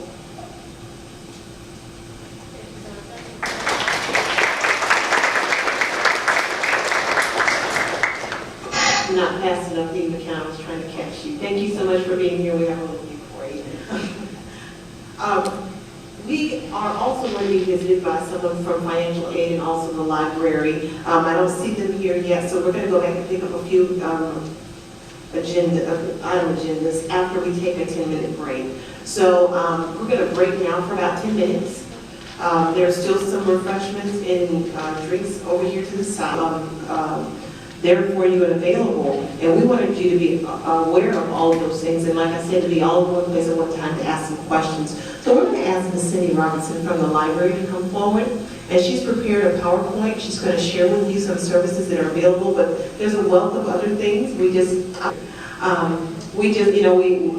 have a lot, and one day we're trying to cram it all in while we have you here. But she's been so gracious to leave us some cards out on the outside near where you signed in, and we got the folders. So if you have other questions, pick up one of her cards, and then I'll also add her to our list of people that you can contact. Thank you. Thank you. I really appreciate the chance to get to talk to you for a couple of reasons. I am employed in the library. I'm the education liaison, so I'm the person that the education people are supposed to contact when they need help. But my undergraduate degree is in education, and I taught English and history for 3 years before going to library school. And since becoming a librarian, I'm also one class short from having a master's in reading. And I have been doing that online because this online has come about since I became an adult. And it's really a neat way to learn, but there's some challenges. And as librarians, we've really had to think about how to best provide our services to you, and that's what this little, I did some screenshots for you because as a teacher, you never can depend on that computer to really work, so you always have to have a backup plan. Well, I just do screenshots now. And this is a screenshot of our library homepage. Now, I put the address down at the bottom. That's really what you need to know. The homepage changes. Our web person is in the process of rolling out a new web page now. But if you know our address, you know how to get to that address, you can find all of the information from the catalog at that top arrow to the databases by name and by subject. And here, a quick link to databases. I've shown you one, ESCO host. This is going to really be the best place for you to look for database information. This is for your articles, not your Google web stuff, but the real good meat of resources that you need to go to when you're asked for research. Okay?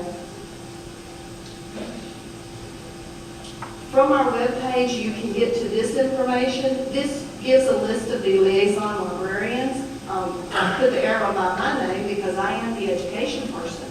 But if some of you are teaching science, or if you're teaching English, you might want to talk to an English librarian or someone that specializes in science, and these librarians are listed. Okay, so every one of these librarians, plus me, we all are there to help, and we want to help. And you can email us. In fact, that's really what we prefer. You could also call us, or you could come by. But if you're off campus, email is great. It really works for us. This is just a screenshot of the tutorials page.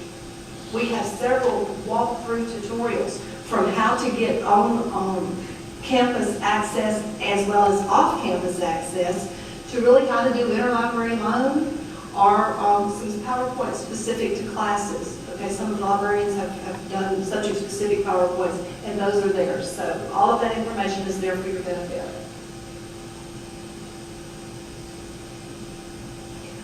This is a search that I did. It doesn't really, it looks much better on my computer screen.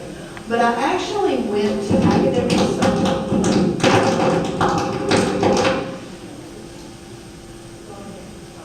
Academic Search Complete is one of the databases, and it is a general database. We really recommend most students start with Academic Search Complete.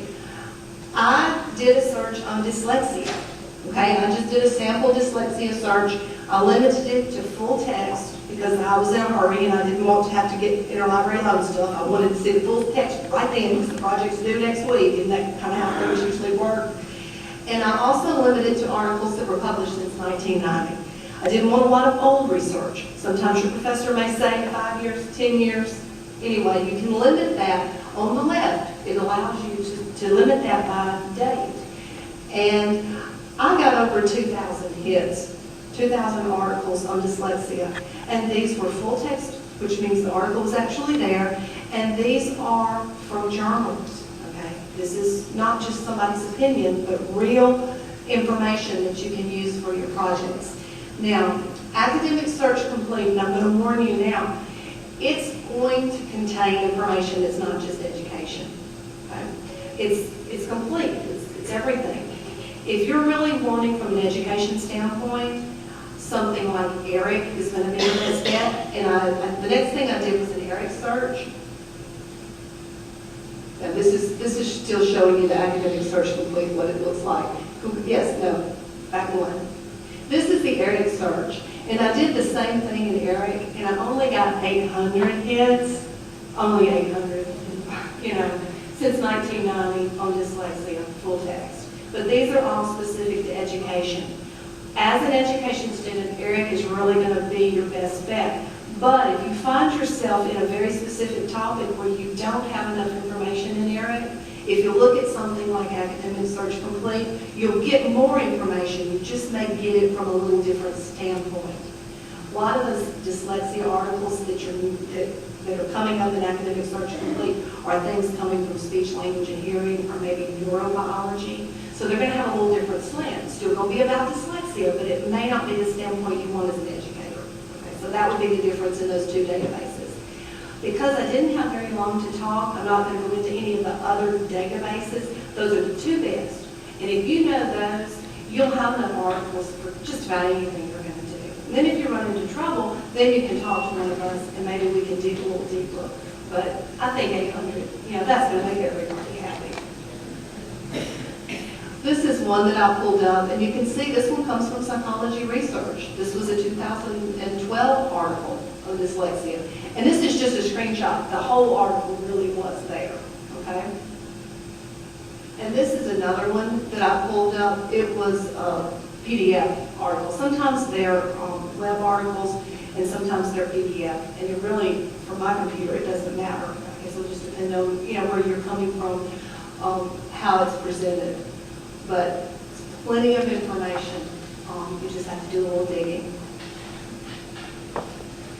Now, I've been asked this morning about clickers. Clickers are not something that come from the library. They actually come from the computing center. And this is just a screenshot of the web page on using the automated response clicker system in a ULM classroom.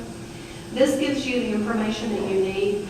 I contacted the person, and her information is on the next screen, and she sent me this information, and I had already found it. So there is a link to a tutorial from the company that tells you how to use the clickers and helps you with information about clickers. So Computing Center is where you need to go about clickers. Shelley Johnston was the person who gave me the information. So that's what I found out about clickers. And If you've got questions, I'll be glad to answer. I think I'm within my time. Just remember, please ask us. We want to help, and that's why we're there.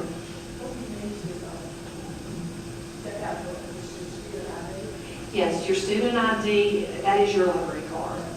And you're going to have your campus-wide ID to access databases from off-site, but everyone has a campus-wide ID. That's the, is it 6, 7, 8-digit number?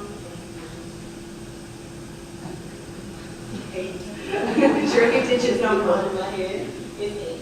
It's what you have in place of a social security number that you use to get into Banner, to get into your grade system, to get into your email. Usually for your email, yeah, that was the first one you used your password, was your, yeah. See this light? Question? Yes. Eric, how do you spell Eric? It's ERIC, and if you'll go to EBSCO host from that drop-down menu to quick links, it's listed there alphabetically. Any other questions? Best wishes and thank you. Thank you so much. I'm going to let you get your jump drive, but we have a little memento to tell you thank you. How many of you all realize that you're going to have to get to those articles, and so often if you don't have access as a student to get to them, it's not what your professor's going to be looking for. Those of you who complete masters already, it's not what they're looking for. Like she said, they don't want a Google search. They don't want that. And sometimes when you can find it on Google search, what do you find?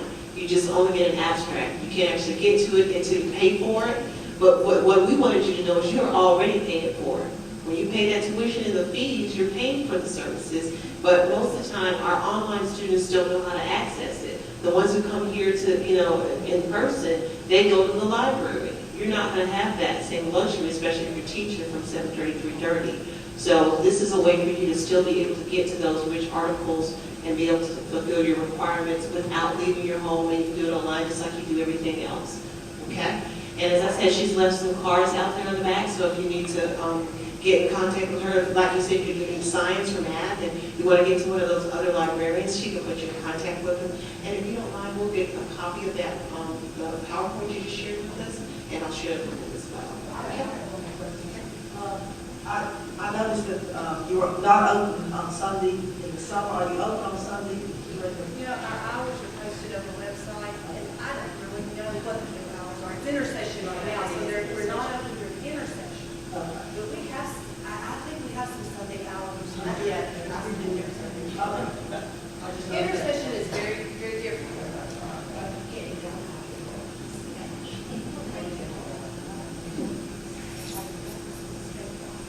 Please contact me if you have any questions or need help. That experience before.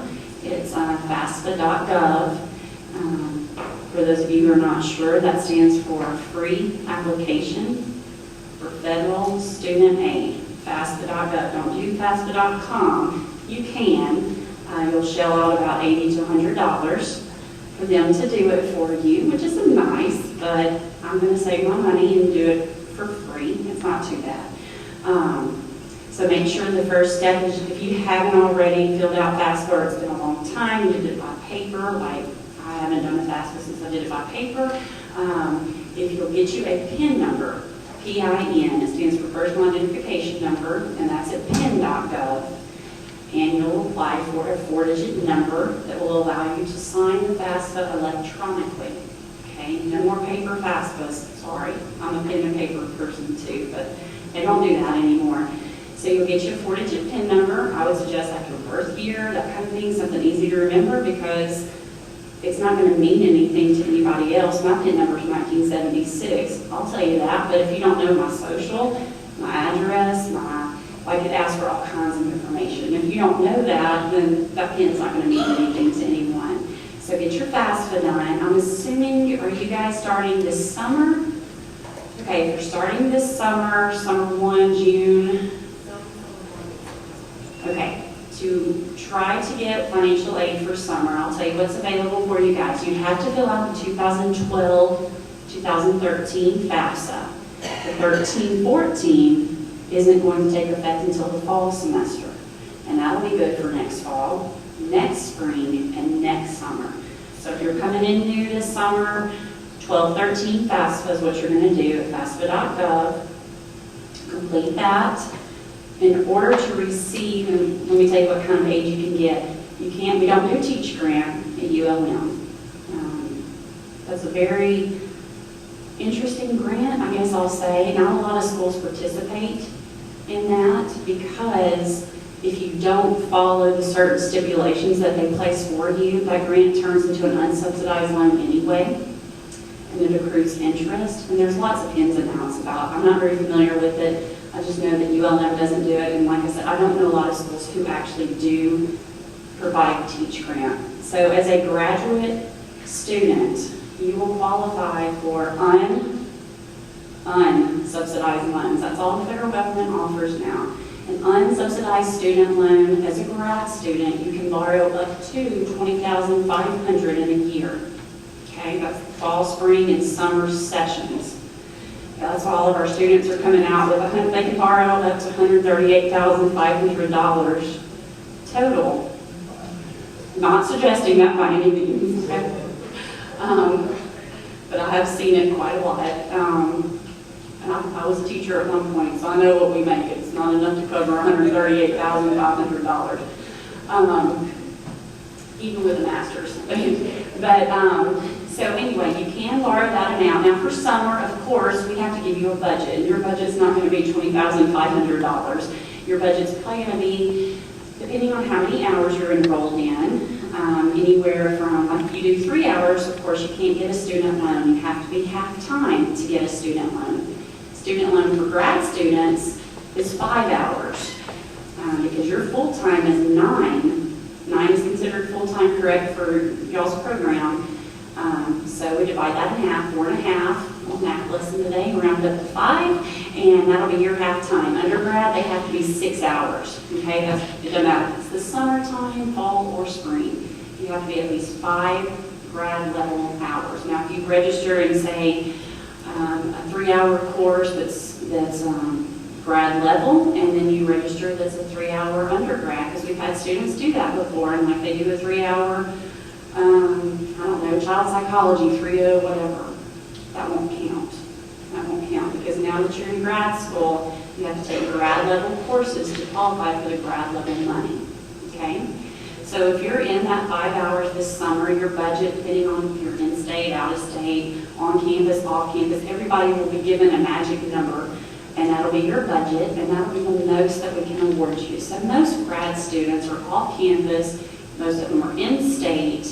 They're usually 5 to 9 hours, and most grad students qualify to receive around 5, 6, maybe even $7,000 for the summer. Once your bill is paid, if you have any remaining loans, which I'm assuming you would after that point, the student accounts is the one who takes care of the billing or the capital. They would turn around and just send a refund check to your permanent address, not unless you set up direct deposit. Okay? So the main thing is getting the FAFSA done. We can see if you qualify. Qualifying for federal aid as a grad student, you have to maintain a 3.0 or higher. This is all coming from the Fed, so this isn't just the ULM rule. You have to have a 3.0 or higher cumulative GPA to receive even student loans. That's considered aid. I know grants, most people think of grants, it's free money, but even for the student loans, the direct student loans, you have to have a 3.0 or higher, and your completion ratio has to be at least a 75% or higher. Undergrad, they cut them some slack, they say 2.0, you have to have a 67% completion ratio or higher. Completion ratio for you guys is 75%. That's where they divide the hours that you've earned by the number of hours you've attempted. So if you've only earned 20 hours, but you've attempted 80, you got an issue. Good thing about financial aid, if you do have a semester, you know, we all have semesters where things happen. I've had all kinds of things this semester. My daughter's had mono, she's had flu, our house flooded, it's just been one thing after another. I couldn't have kept going to school this semester if I would have been enrolled. I really couldn't have. So if you have to withdraw a class or two, and it brings your ratio down, a or if you don't do really well in a class and it brings your GPA down, we do have an appeal process that you can, not saying that y'all are going to do that, but if you have to, that appeal process where you can print off this form, it'll show up on your banner account. I'm assuming y'all been kind of talking about the banner account. That's where everything will be, and that's where this form would post and say you're not meeting the GPA for grad school, you're not meeting the ratio for grad school, whatever the case may be. Here's the appeal form. You have until such and such time to apply for it. So if you ever get in that situation, just come and talk to us. We can see if your circumstances would allow for an appeal to possibly go through. We have all kinds of things come through there. Life, it's just life, it happens. So that, like I said, if that happens, feel free to come by and speak to me. We've got myself, we've got 2 other counselors. One's coming back off of maternity leave in June. Our associate director is Judy Smith. Our director is Corey Scroggins. She doesn't really speak with people, but any of us are more than welcome to sit down with you and, you know, if there's something we can help you with. So a couple things we've seen with, like in the teaching area, people will sign up for the book studies. The book studies don't qualify for financial aid, okay? I think it's 5046 maybe. Those don't qualify for federal aid. And we've had some who that's all they registered for the whole semester, but unfortunately the feds don't count those as classes, okay? We already talked about 5 grad hours. Here's something that a lot of people call and they get upset about. When you accept your loans, if you decide to take the student loans, before you do so, you have to accept terms and conditions. And on the terms, it explains that you have to be at least 5 grad hours. And you also have to realize that used to on the FAFSA, you would put if you were a full-time student, if you were going to be a part-time student, you know, what your status was going to be. So we would award you based on the FAFSA. Well, now they try to shorten it up, and they've shortened it up a little too much because it doesn't tell us that anymore. So we automatically award all of you based on a full-time status. So it'd be based on if you were in 9 hours. Well, I know some of you are not going to be taking 9 hours. You might be taking 5, 6, probably going to be 2 3-hour courses. So you're going to be in 6 hours. And we're going to originally offer you the max amount that you can get based on a full-time schedule. And then at the end of that dropout week, that Friday, we stay late and we run a program to see what your new enrollment is. And then we make the adjustment on the budgets. So let's say your budget, I wish I would have brought my budget page, but if your budget this past year, it wasn't the full $20,500. The budget was only like $19,000, I'll just say $19,500. And so students would accept that full amount. The end of the week would come, they would call saying, why is my budget down to why is my money down to $14,000 now? It's because you're not 9 hours anymore, you're down to 5 or 6. So we have to decrease that budget based on your hours. So if you see something like that, that's why. Okay, so that was something that they wanted me to share with you guys.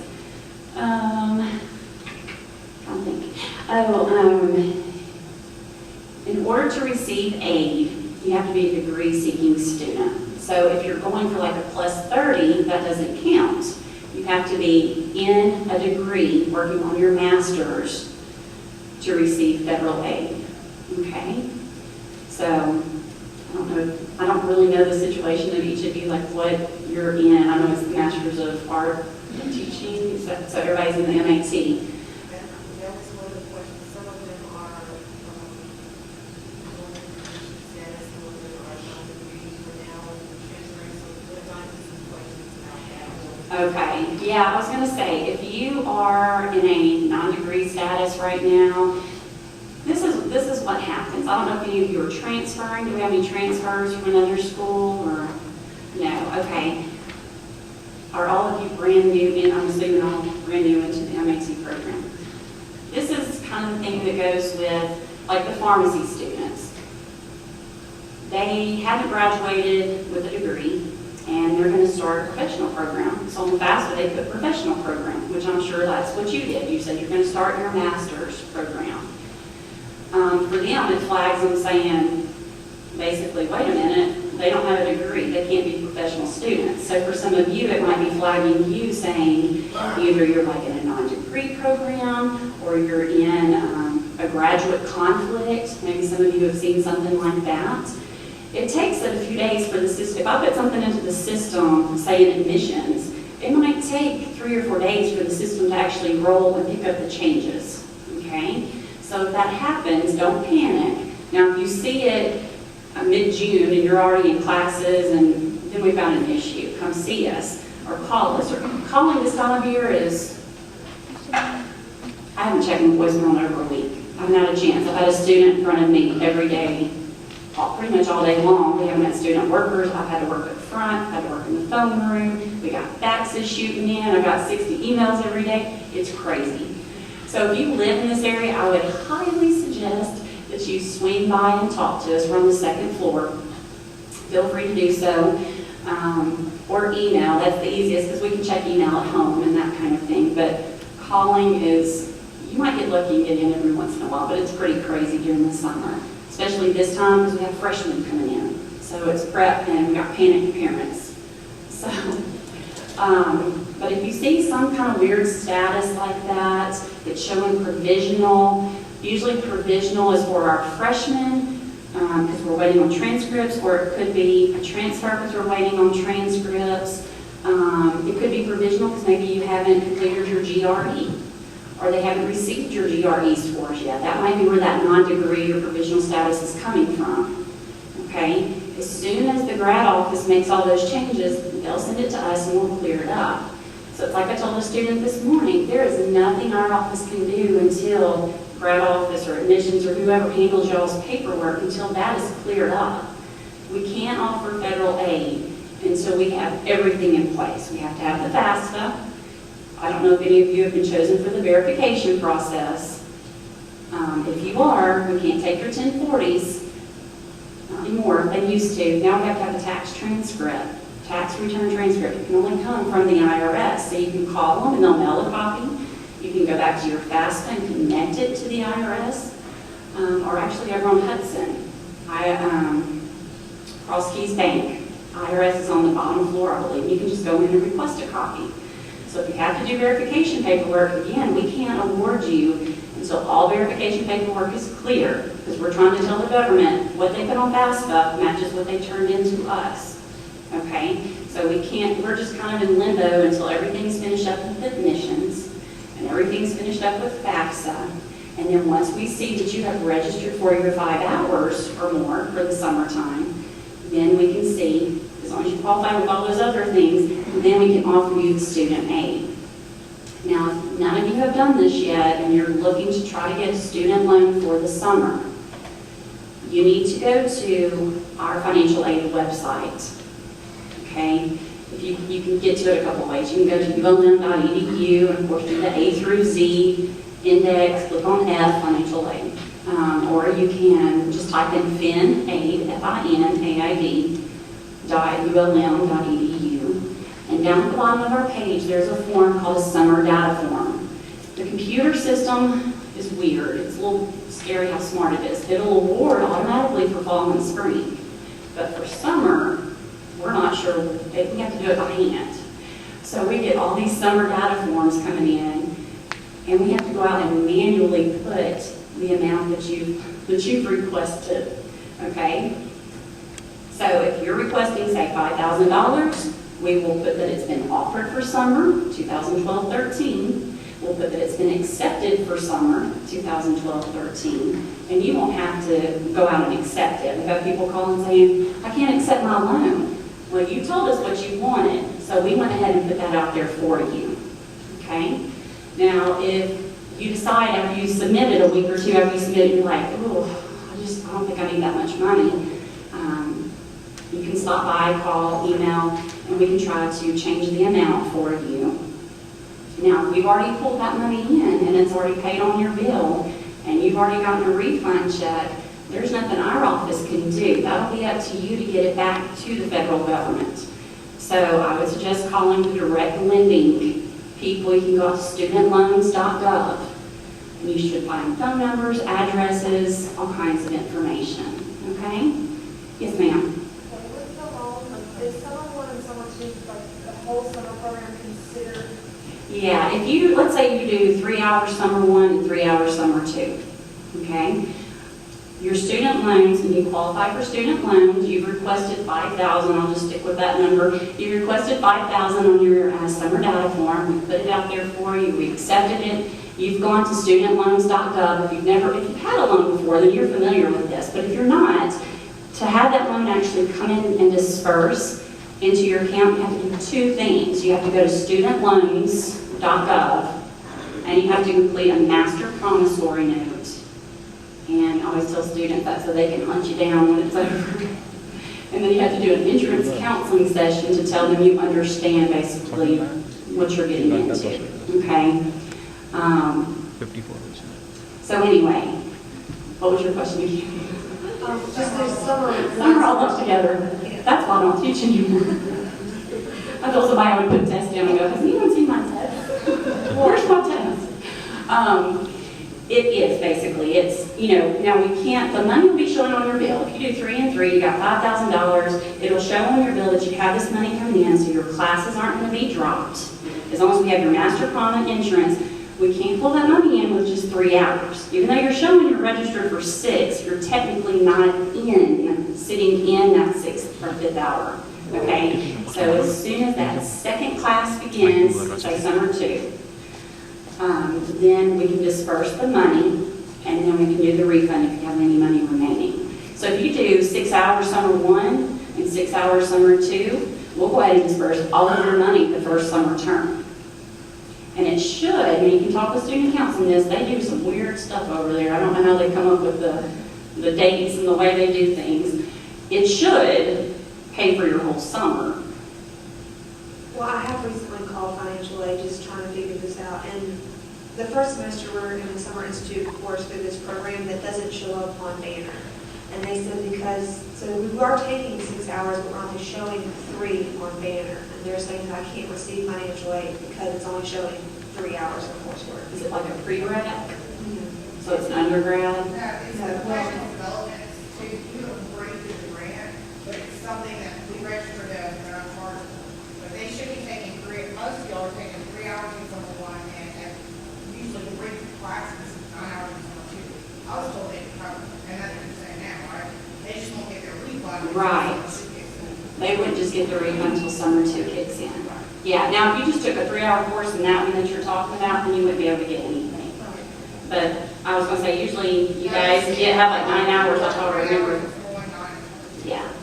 So you should be okay. That's the question I think that she had in it, and we were kind of bouncing it around. I was waiting for Ms. Sutherland to get here.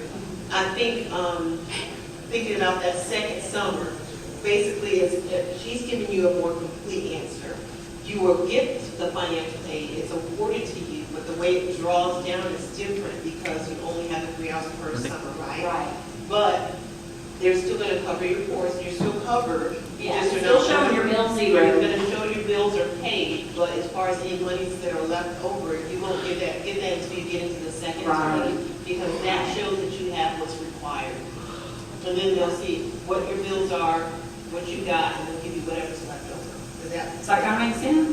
Okay. It's confusing. We have lots of federal regulations. Question? So we just need to fill out the summer data form, Mhm. where it is the entire summer, and they will reward us accordingly. Yes, because the system will not release that money until that 5th hour for grad students is showing that you were in that class, sitting there breathing, basically.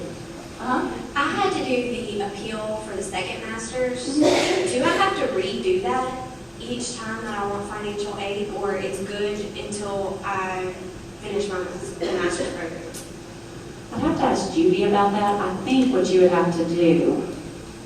Now it depends, because some of you guys, some people the committee has given like a time limit, and it says you've got 3 semesters, but I'm pretty sure you're going to have to turn in something. Is that what your situation is in? 12, 13, and 13, 14 after that. That's right, yeah. I was going to say, So for fall.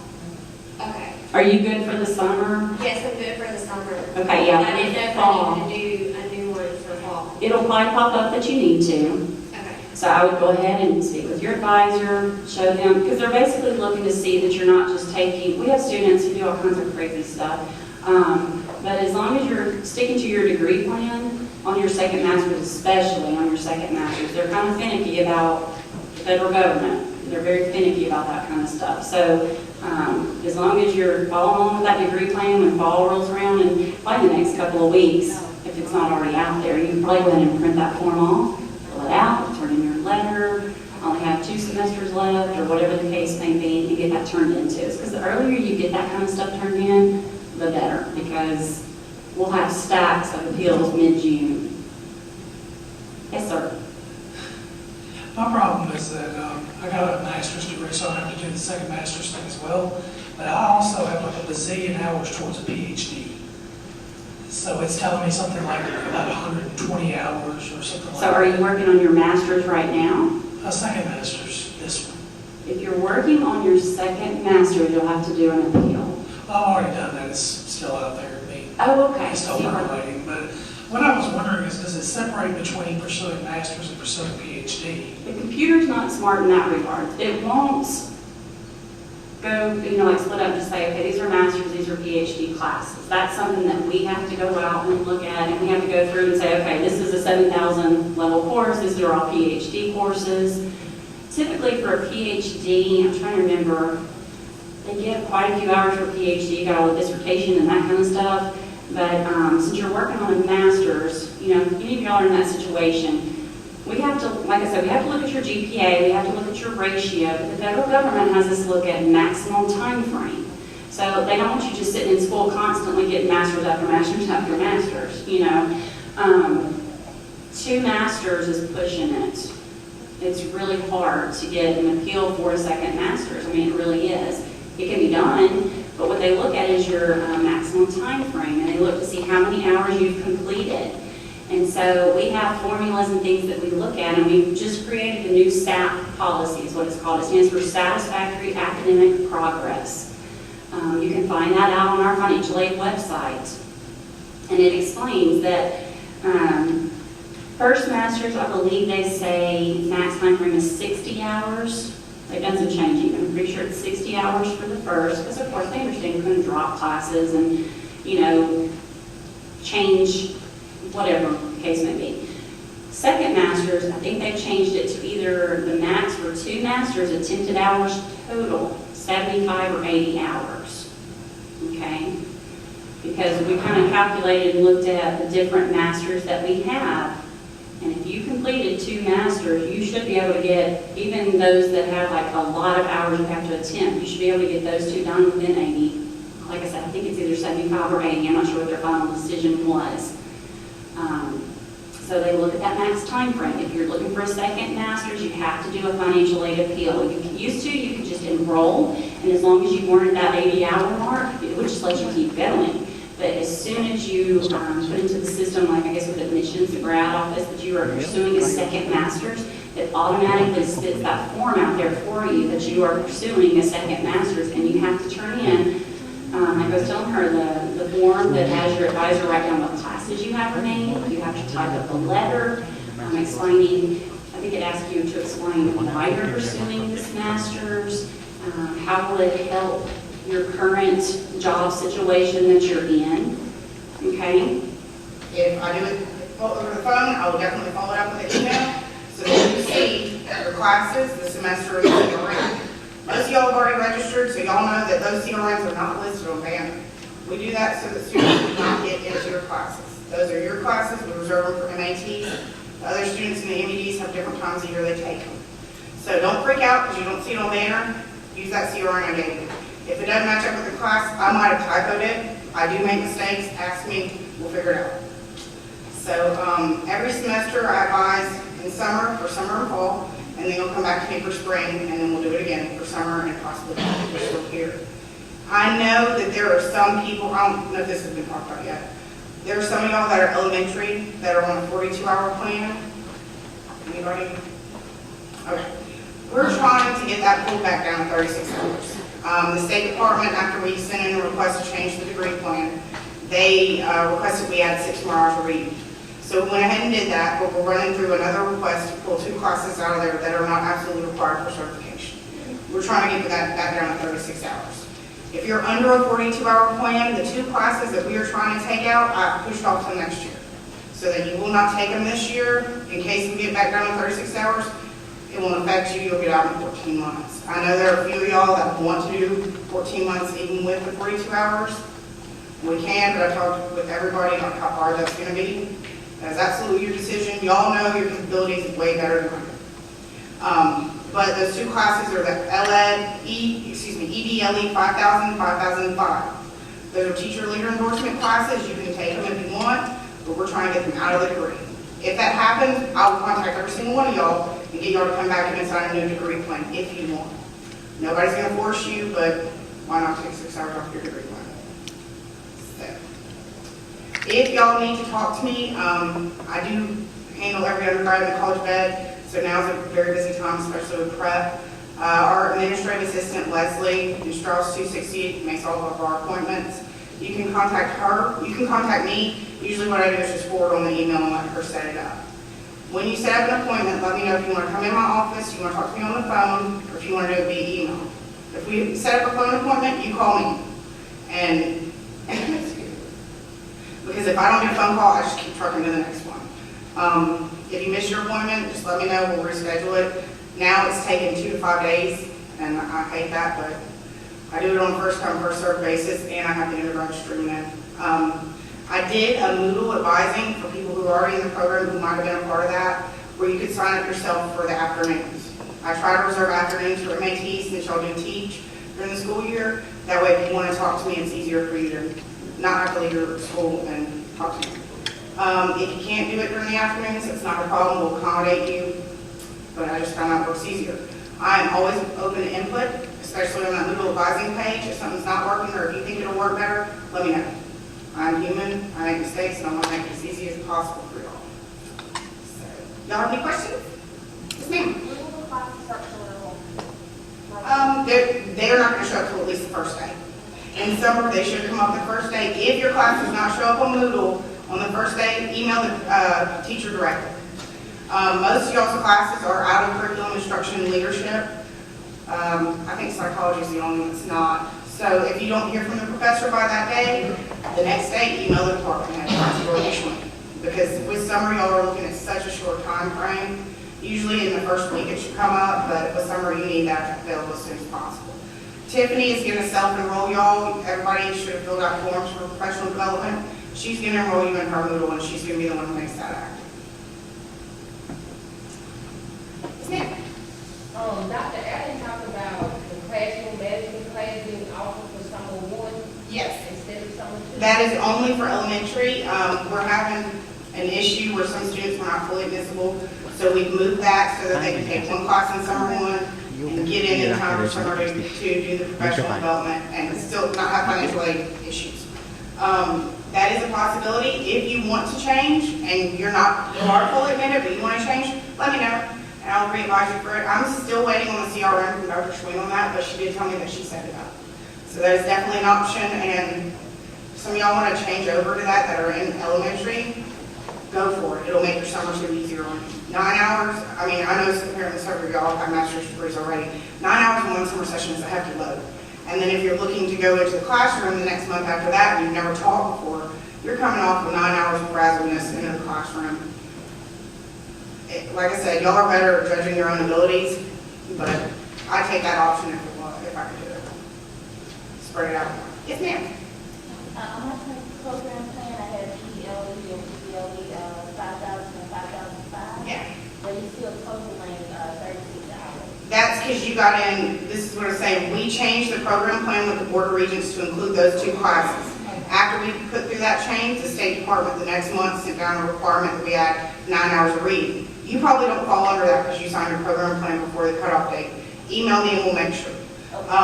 But we changed the elementary program. We took out research and technology in order for y'all to get a teacher leader endorsement. Well, then the State Department came back and said you need 6 more hours of reading. So we're trying to take out those EDLE classes and fill in the reading. Okay, one other thing. Yes, ma'am. I noticed on someone else's elementary program plan, they have EDLE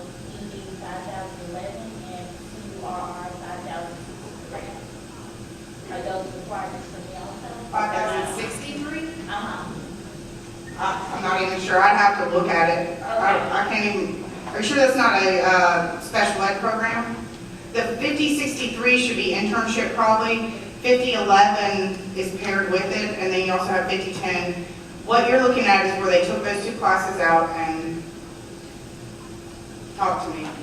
We'll make sure that you're on the right one, because there was a lot of flux where we were not sure exactly what had gone through the Board of Regents because they never sent us confirmation. We're trying to iron out all that right now. Okay.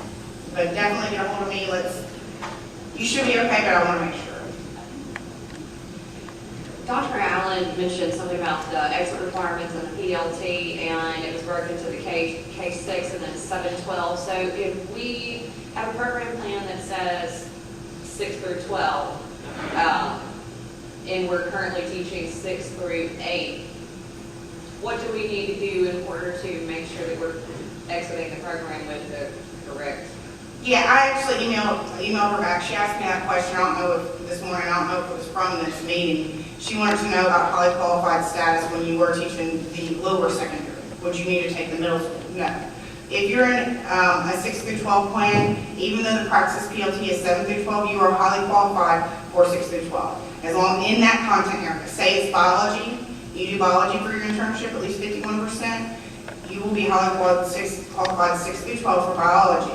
That is how our State Department certifies as 6 through 12 for secondary. Praxis, the way the test is made, is 7 through 12, but that is the test our State Department has chosen to show that you're highly qualified. So you are fine 6 through 12, and it doesn't matter if your internship's lower secondary. I am also the one who advises for add-ons, so hopefully after y'all finish this program, you'll come back and get more certificates.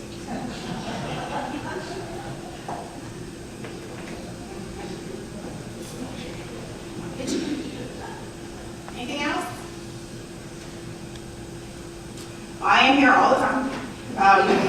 It's kind of hard to get a hold of me right now, but if you email me and I don't email you back, 2 days later we email me, I probably flag it for follow-up, and I just got so busy I hadn't followed up yet. I don't want y'all to think I'm ignoring you, or that your questions weren't important to me, or that I don't want to answer it.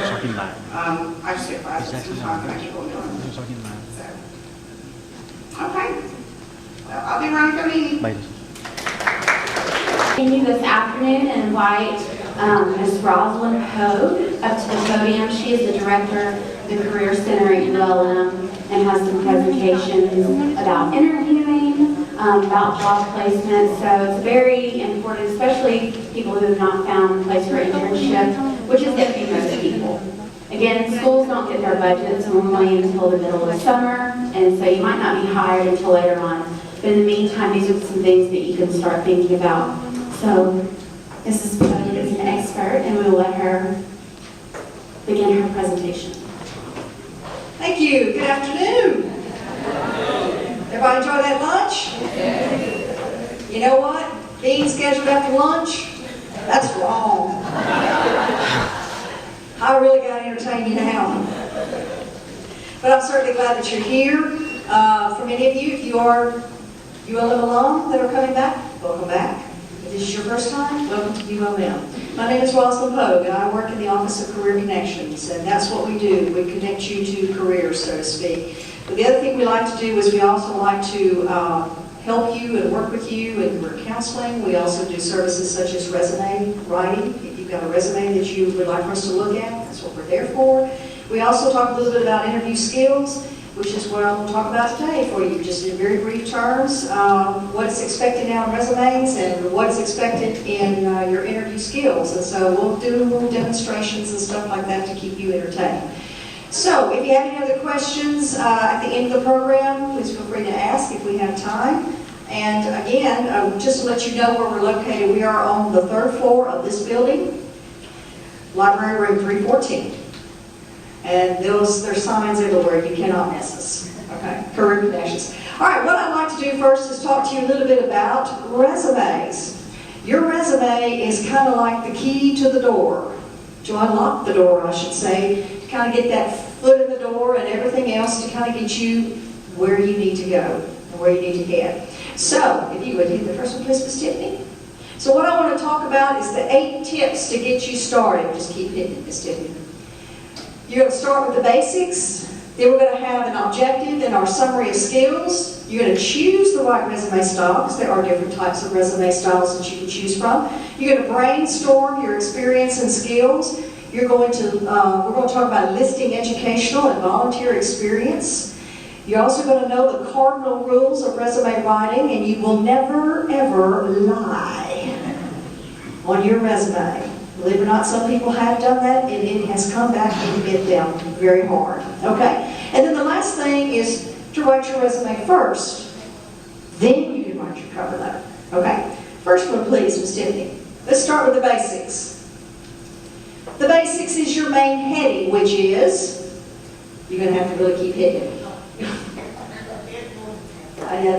That's no problem. I have that same problem too, multitasking. Okay, here you go. Whoop. Too much multitasking.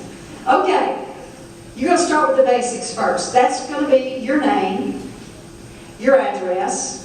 Now, the reason why we say school address is that when we talk to our graduating seniors, some of them still use their school address as their permanent home address. What we recommend is permanent home address, because a lot of times if you're a senior, well, let me put it this way. If you're a student, students are like nomads. They move everywhere. They may live in one place and then 6 months later they're somewhere else. So that's why it's important. If they want to get in touch with you or send you something, it's always good to have a permanent home address. Your telephone numbers, please make sure your numbers are working.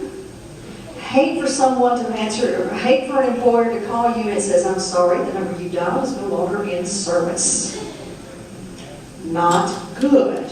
Okay, so please make sure that all your bills have been paid, and especially your telephone bill. All right? The next thing is your email address. Please make that email address look professional, such as rcode50@gmail.com, not sexyhotmama25@gmail.com. Oh, the stories I can tell you of some of them. I got to tell you one. True story. This is what happens when you work in these years of experience. I love to tell stories. But we actually had a company, or a restaurant, actually called me and said, Ms. Pogue, have you seen this student's email address? And honestly, I did not. It was my bad. We tried to review that. So anyway, I pulled it up. Well, the young lady was a VAPA, Visual Performing Arts major, okay? Her email was dramaqueen@gmail.com. Well now, if you think about it, in her mind, she was drama, that was her major. But when that restaurant manager called me, what did he think? I don't want this girl, okay? So be careful with your emails. And like I said, I've seen worse than that. But anyway, so you do want to make it professional. Oh, and another thing too, if you've got a phone or a cell phone and you've got voicemail, you know what I'm talking about, okay? Make sure that that's professional. Don't have no music or interlude in front of it or anything of that nature. Make it professional. Hi, this is Rosalind. I'm sorry I can't come to the phone right now, but if you leave your name and telephone number, I'll get back with you as soon as possible. None of this boom-chicka-boom stuff, okay? And none of this, yo, what's up, how y'all doing? Just call me back. No, I'm going to call you back. I'm not going to call you back. You want to make that professional. And also, too, if you're a very popular person and your mailbox fills up, unfill it as quickly as you can, okay? Because that is another distraction, or should I say, another aggravating type of situation that your employer, if they get that, they will not call you back. Okay? So, with that in mind, that's your basics and your heading. Next, Miss Tiffany. Then you've got the next thing is your objective is skills summary. Keep rolling, please, ma'am. Okay, that's good. All right. Resumes these days actually have either an objective or a summary of your skills. And I know they're printing you out a couple of examples that I've printed out for you or sent for you. So you make sure that you look at that. One of them shows the objective, and the other one shows a summary of skills. With the objective, you want to make sure that you want to make it concise. So like, for example, if you're applying for a teaching position, let's say at the Washington Parish School Board, you may want to say for your objective, you want to say applying for a teacher position, or should I say 6th grade teacher position at such and such school. That's what they mean by being concise. Now, if you've got your resumes everywhere, then you can say to obtain an elementary school position in a school board, or should I say within a parish. But if you know the school that you're applying for, you want to be, you can't be specific. Now, when you summarize your skills, you want to remember to concentrate on what they want, what the employer wants, and what they need. So like, for example, if they're looking for someone that has some skills in, well, let's say sales or something, or medical sales. In a summary, you would say 2 years experience, medical sales. Something like that. That's what they mean by summary of skills. You are actually summarizing your skills that you have acquired.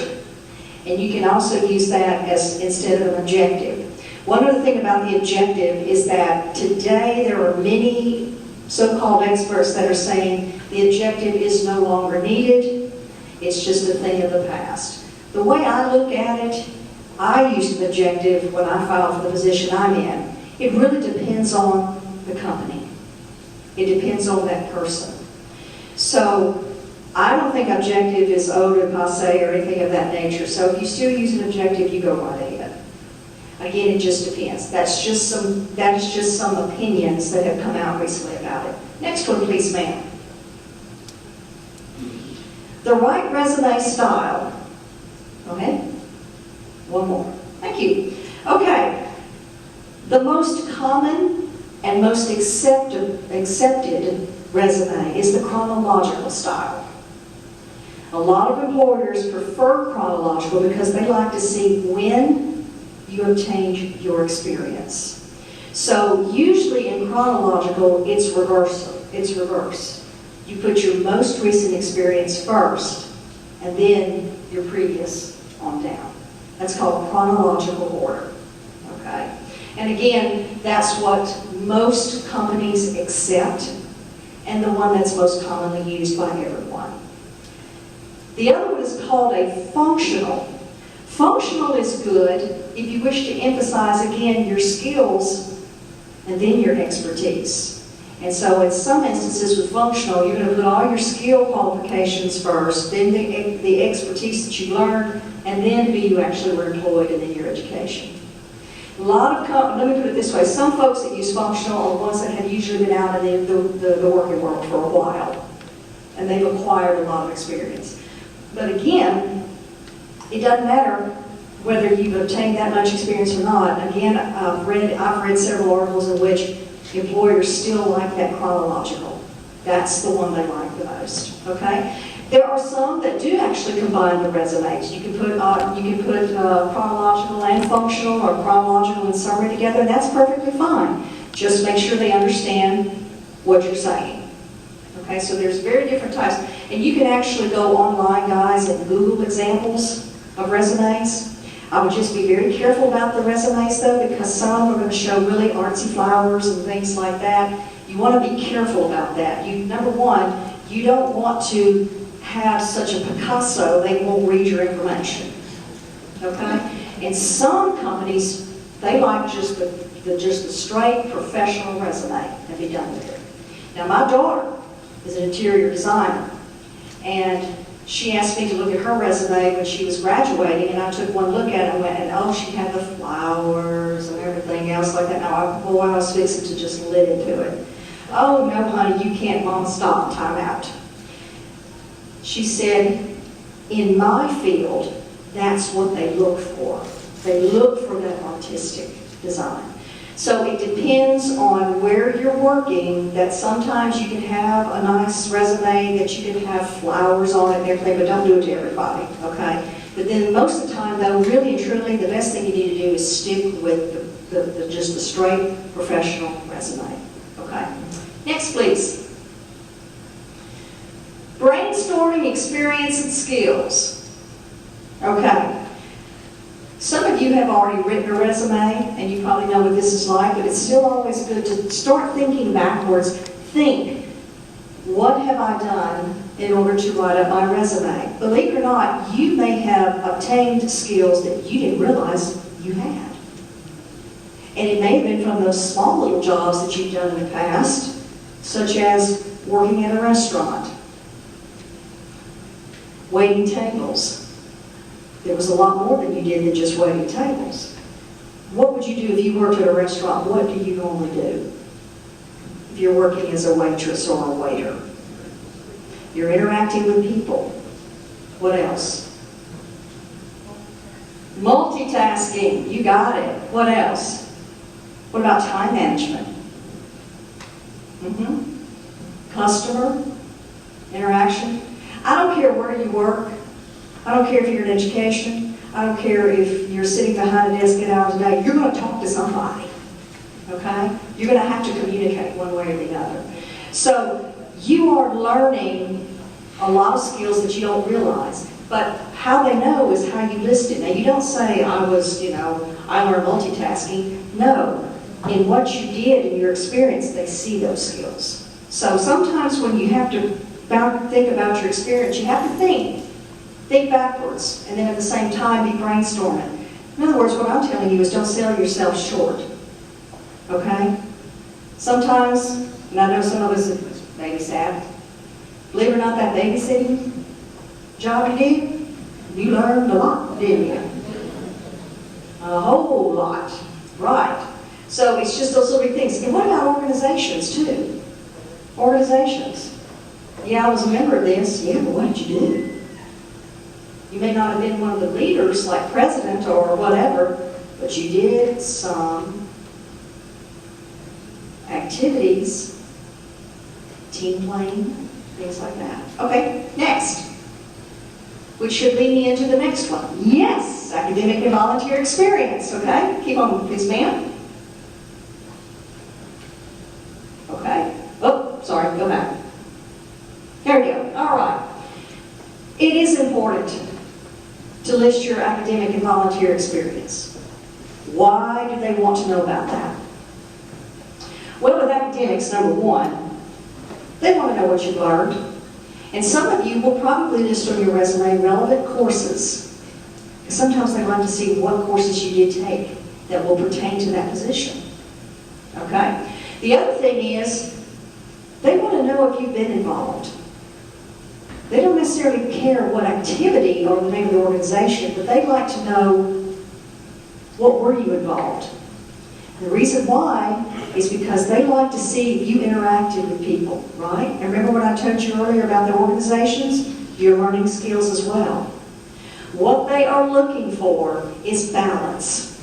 They like to see somebody that goes to work, they can go to school, and they participate in activities at the same time. Now, that doesn't necessarily mean you wear yourself out over stuff like that, but what they like to see is someone that's just all-around versatile type person. That doesn't go to class, go eat, go to class, go to the library, study, go to bed. Get up, next day, class, eat, class, library. Okay? You may have a beautiful GPA, but what did you learn? Work. I mean, get up, go to school, you know. They like to see a little activity. They like to see that balance. Okay? Next, please. The cardinal rules. We do not use sentences, and we never use the word I. I was the manager of Toys R Us, and I supervised a group of 30 people, and I did this, and I did that. And by the time they get through, they're going to look at your resume and say, I don't care. Because it's too lengthy. Okay? You got to remember, oftentimes wherever you apply for, you think you're qualified for that position, so are several hundred others. You might be in your resume may be in a human resources office that you're that stack. So you want to make sure that they see it, they like what they see, and they put you in the good pile instead of the pile, okay? So what you'll do is when you list your experience, you're going to use powerful action verbs like manage, supervise, handle, coordinate. See what I'm saying? Catches their attention, all right? You also want to make sure that you use parallel structure. In other words, each one starts with that word or with the action verb or phrase, okay? The same part of speech, that's what I was trying to say. If you're currently working, it's present tense verbs. If it's past tense verbs, okay? So, make no mistakes in your spelling, your grammar, or your punctuation. None, zip, nada. I know we're not perfect. Neither am I. But your resume better be picture perfect, okay? Which means the last thing you need to do is, get that, ma'am? Is proofread it. Let somebody else read it. Let them look at it too. Because you know what happens after a while, and you know what happens. You start reading, everything kind of runs in together, run into each other. So you think it's a great paper. And then you'll give me your resume, and I'll go, ooh, you misspelled a word right here. What? You don't realize it. It happens to me. Okay, so make sure someone else is reading it is what I'm saying. Okay? That's some of the cardinal rules. Oh, no lying. Okay? Never ever lie. Lies will come back and bite you. Y'all remember the story of the football player who was coaching a famous team we see all the time on television? Right in the middle of the football season, he got fired. The reason why, and I don't know why it took this long, the reason why is that when they went back and checked on his resume, he said he had a master's at a certain university. He did not. And they found out. And why it made such headlines is because he was a head coach at Notre Dame. That's why it made the news. Now, I've heard some other stories later on about it that, I don't know if I didn't get all of it, but he said something about, yeah, he had planned to go, but he didn't, and he just forgot to take it off. Right. Well, I don't know. Now, don't quote me on that. But we just know that it made news that he lied. That was the thing. So please, do not lie. Lies will come back to bite you. Okay? Next, please, ma'am. Oh, excuse me. Oh, there you are. Okay. So we got, okay. What we said, number 8, resume first, then cover letter. You have to remember that if you do write a cover letter, guys, that's more of an interpretation of your resume, but you can kind of really expand on it a little bit more. Okay, but you can't write a cover letter unless you have a resume. So it's kind of like you need to do that first before you do your cover letter. And you know what? Let me say something else too, right quick before I move on to interviews. The one thing you need to remember is this: when you are doing your resume or you're doing your cover letter, don't think you're being egotistical.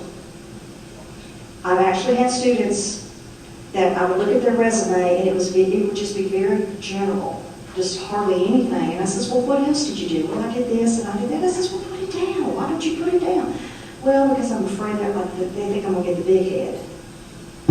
Hello? Okay?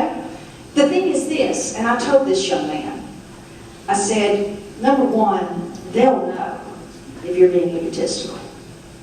But how are you going to sell yourself and let them know that you are good for them if you don't tell them?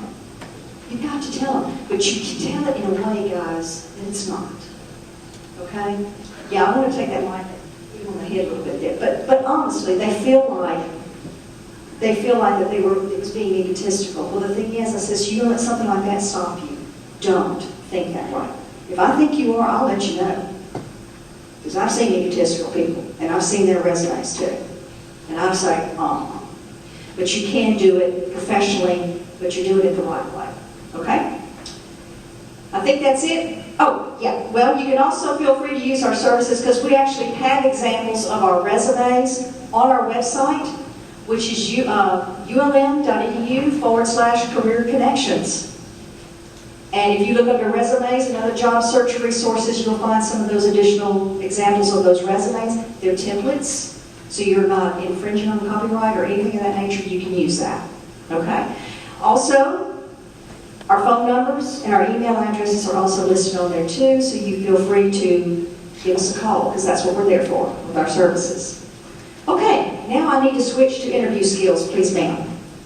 Are there any questions on resumes?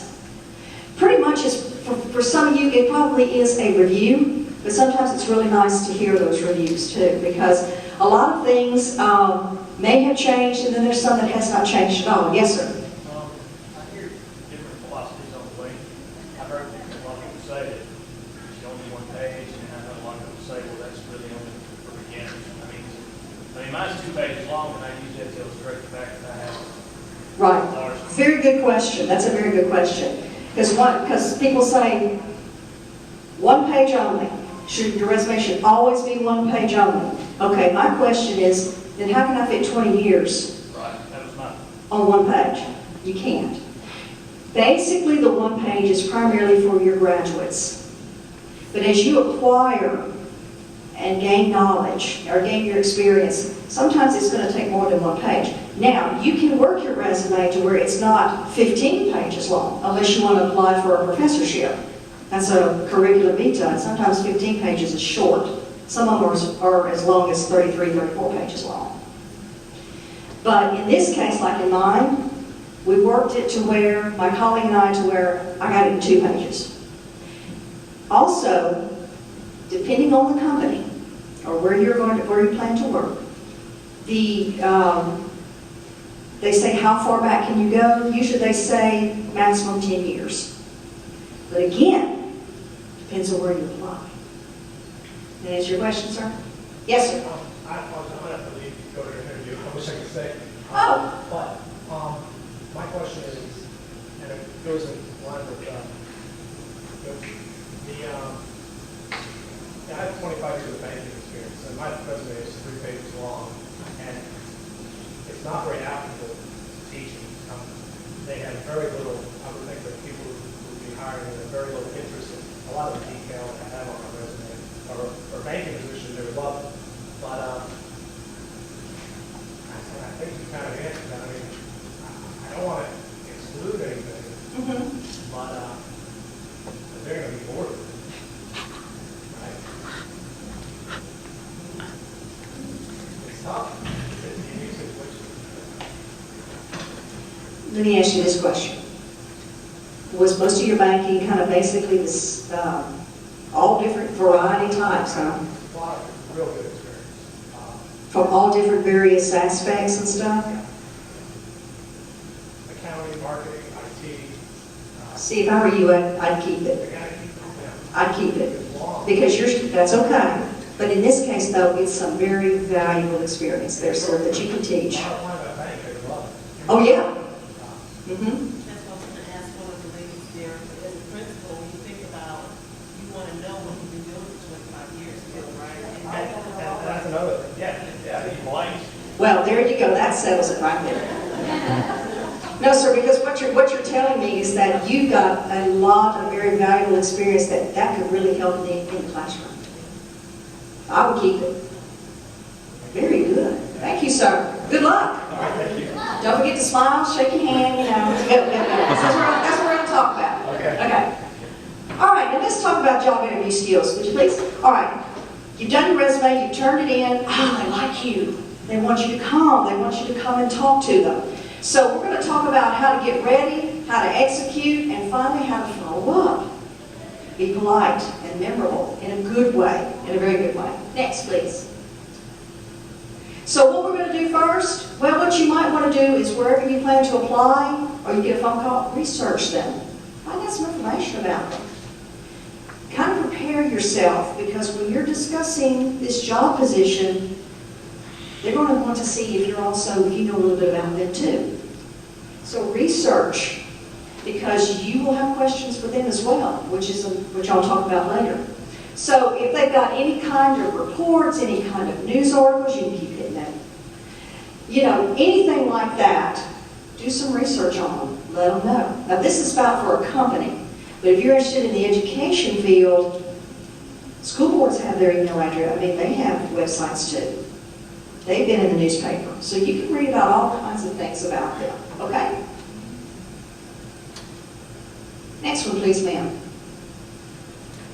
Now, find out about that position, okay? What's the job title? What are some other titles of this related job that you're looking at, related job? If there's any kind of specialized jargon that you need to be aware of in education, anything of that nature, you may want to look at some similar positions and maybe look at salaries.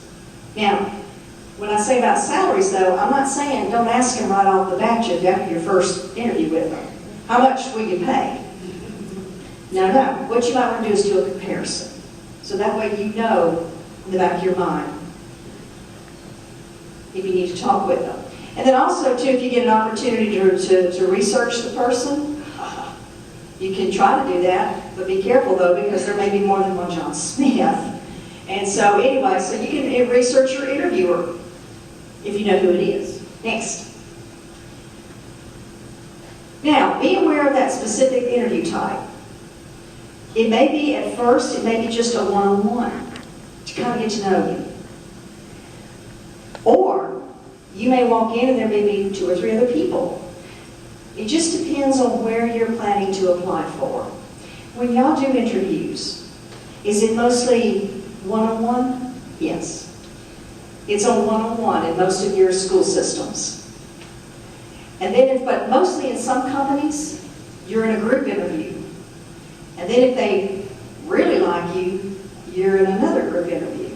And then sometimes, depending on, again, I'm talking about a company, okay? But in some companies, you may go through 4 interviews before they decide you're the one. So it just depends.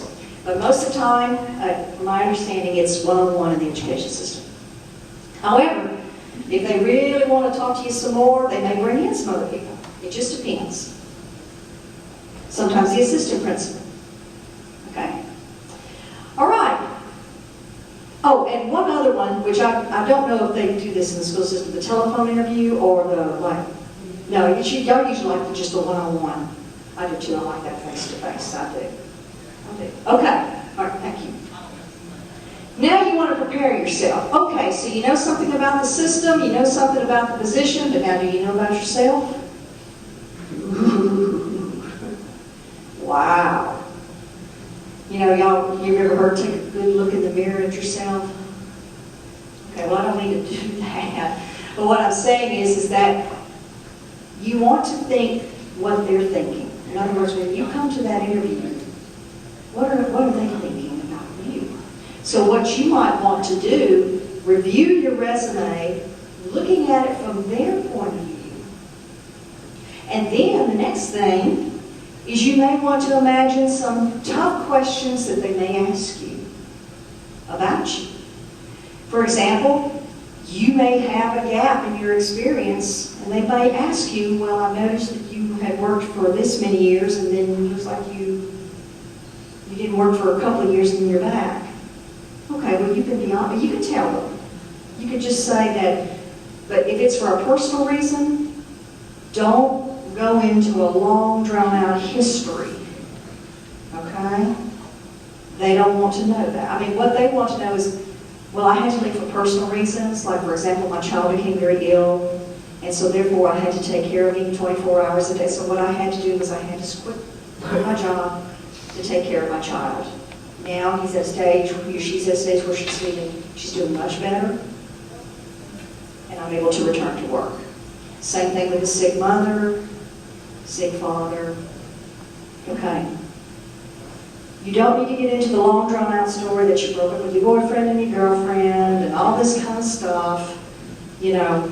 Because I actually was in an interview one time with someone to hire in our position, and we really liked him, he was well qualified, but then he got into all of his problems he's having with his life. By the time I got through, I was so depressed I wanted to end that interview right then and there. They don't need that. You can just give them a good, quick personal reason why, and then move on. All right? If you need to update your resume if necessary, you go right ahead. Okay. In the world of education, you may want to consider this portfolio. Some of the schools do like to see your work. So it's any kind of, like what you learned on at university, like if you did any lesson plans, any kind of activities, anything of that nature beside, in addition to your resume, they sometimes like to see those portfolios. It's not a bad idea to have it. Now, some school districts, and I'm going to say this right quick about the resume, some school districts like to see your picture on the resume. It depends on the school. Okay? Usually that's not accepted in the corporate world, but in this case, they are interviewing so many teachers. At one point, some schools like to remember your face. So I will say in the field of education, put your picture on there. A nice picture. Okay? Leave that good impression. Okay? Somebody has a hand up back here. Yes, honey. I did. We were talking about lengthy resumes and all that, and I guess in the past I was told to use a CV when you're teaching at the college level. Yes. But where would we include any of that stuff? If we're revising it to do more of what you're saying, would we include like published articles or lesson plans that we posted on Rewrite Things that have been published, or? What did you say first? Well, articles. If we're going to revise our CV to make it more like this, and if we had things like publications or presentations. I would be interested to know that you were published, but I wouldn't want the article necessarily. Okay, so we're talking about this portfolio then. Yes, I published articles in educational research, and that's something I'm available if you would like to read. Now, if you are applying for a college faculty position, No, I'm teaching middle school now, but I've taught everything. think big, honey, think big. Remember what I said? Think big. Well, I've done that. Okay. There's more security now is what I'm. I got you. I understand. I was just being. But no, a lot of times on that curriculum vitae, they want everything. Everything. But in this case, if it's in like middle school, high school, as long as she knows or they know that published, published article, blah, blah, blah, blah, or article published, they would like to know that. Okay? But you don't have to give them the whole thing. But it would be best placed in something like the portfolio. Yes. Okay. That's great. Yes, ma'am. Oh, and one more thing, too. If you do have one, don't forget to present it to them. And, and make copies. Hate for you to leave that. Thank you. Appreciate it. Y'all have a nice day. Leave it. That's what they're there for. Okay? You make extra copies. Go ahead. Okay, another thing. Compare your qualifications. Do you feel like you can qualify for this position? Of course you do. But you always want to just make sure, just look at yourself. What is it about you? Be creative. What is it about you that you know you can qualify for that position? Also, a good thing, prepare to ask questions yourself. They like to hear you ask questions. So if there's something in the interview that you may have heard, you want to take note, ask them. Ask them. Okay? Or you may have read something. Ask them. If they don't have an answer, they'll find one for you. They'll get it. But it's good to ask questions because usually at the end of every interview they will say, now, do you have any questions for us? So make sure you do that. And remember what I said? Don't ask about salaries or benefits at that point in time. Now, if they bring it up, that's different. But don't sit there after everything was over and say, so, how much you pay me? And what kind of medical insurance do you have? I don't have insurance, or I'm just not going to work. You don't want to do that because they're going to say, thank you, have a nice day. And they'll just say, don't call us, we'll call you, okay? Now, you're going to be nervous, and no question about it. Some of you have gone through interviews before. It's okay to be nervous, but don't let it control you. Use it to your advantage. You've seen it.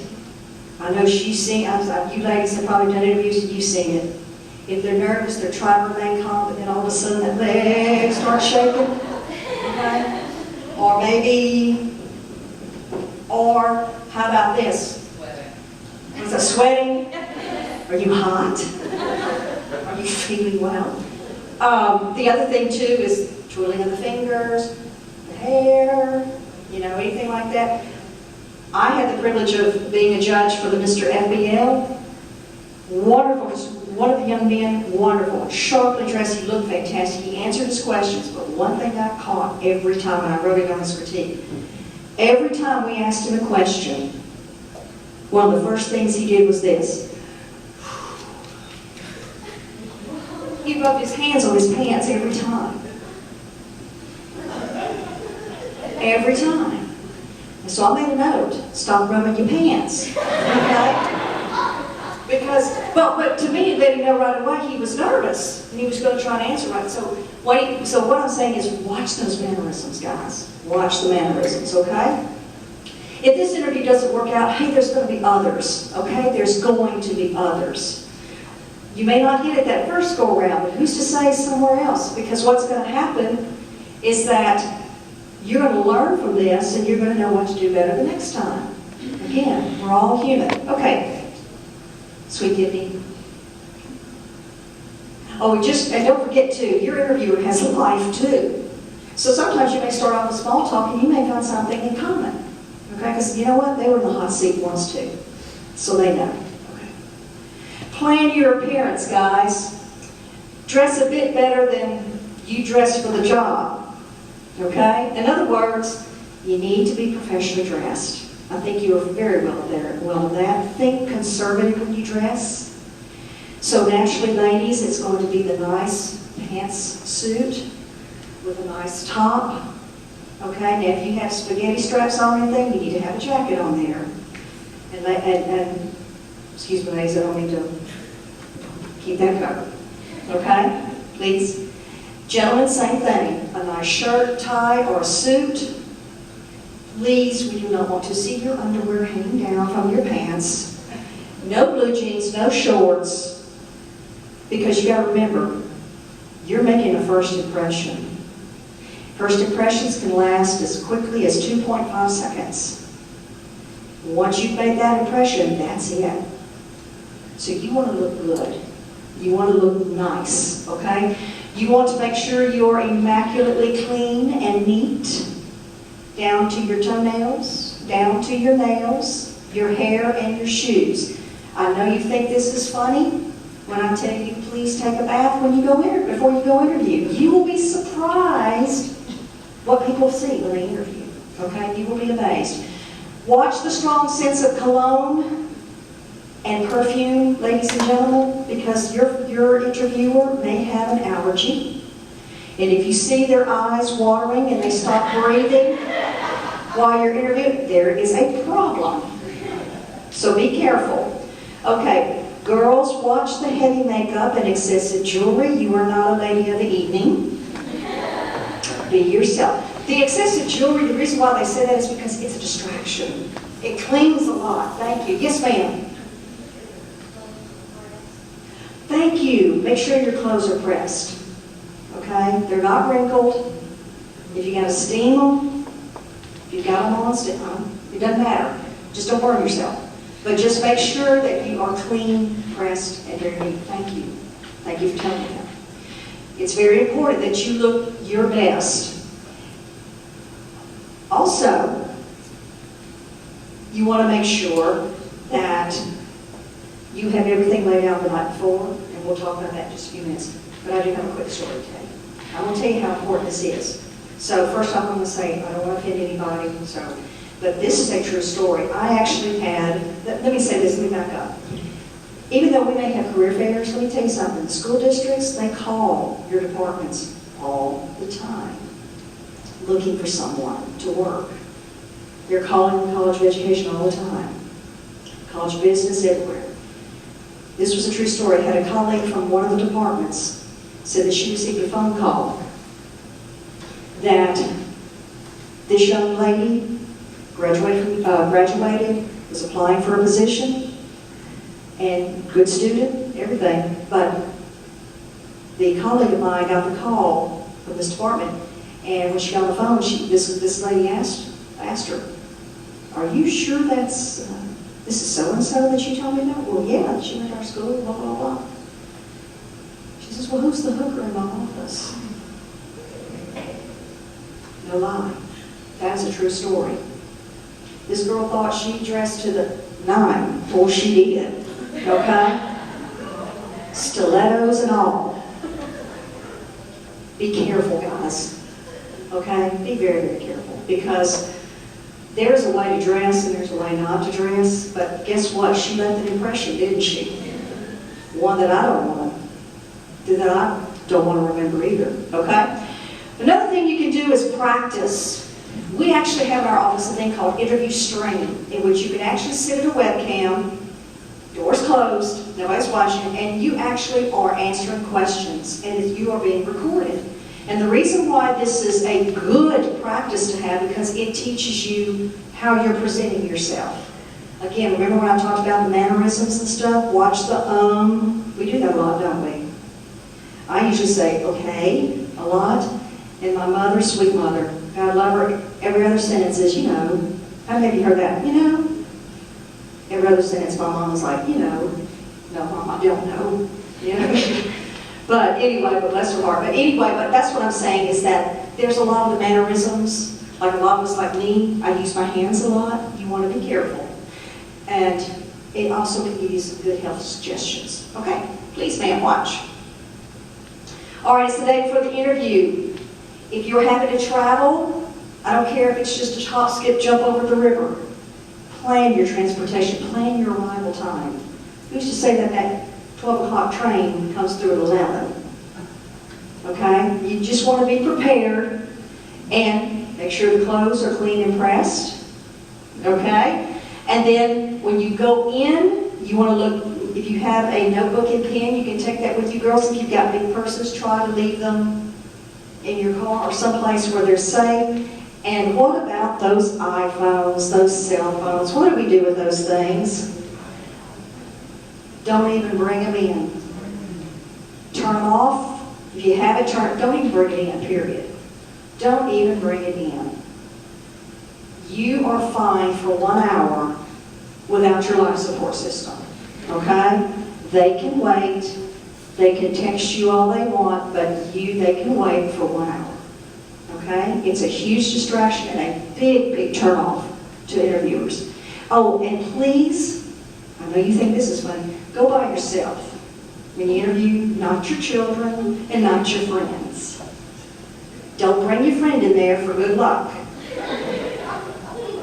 Okay?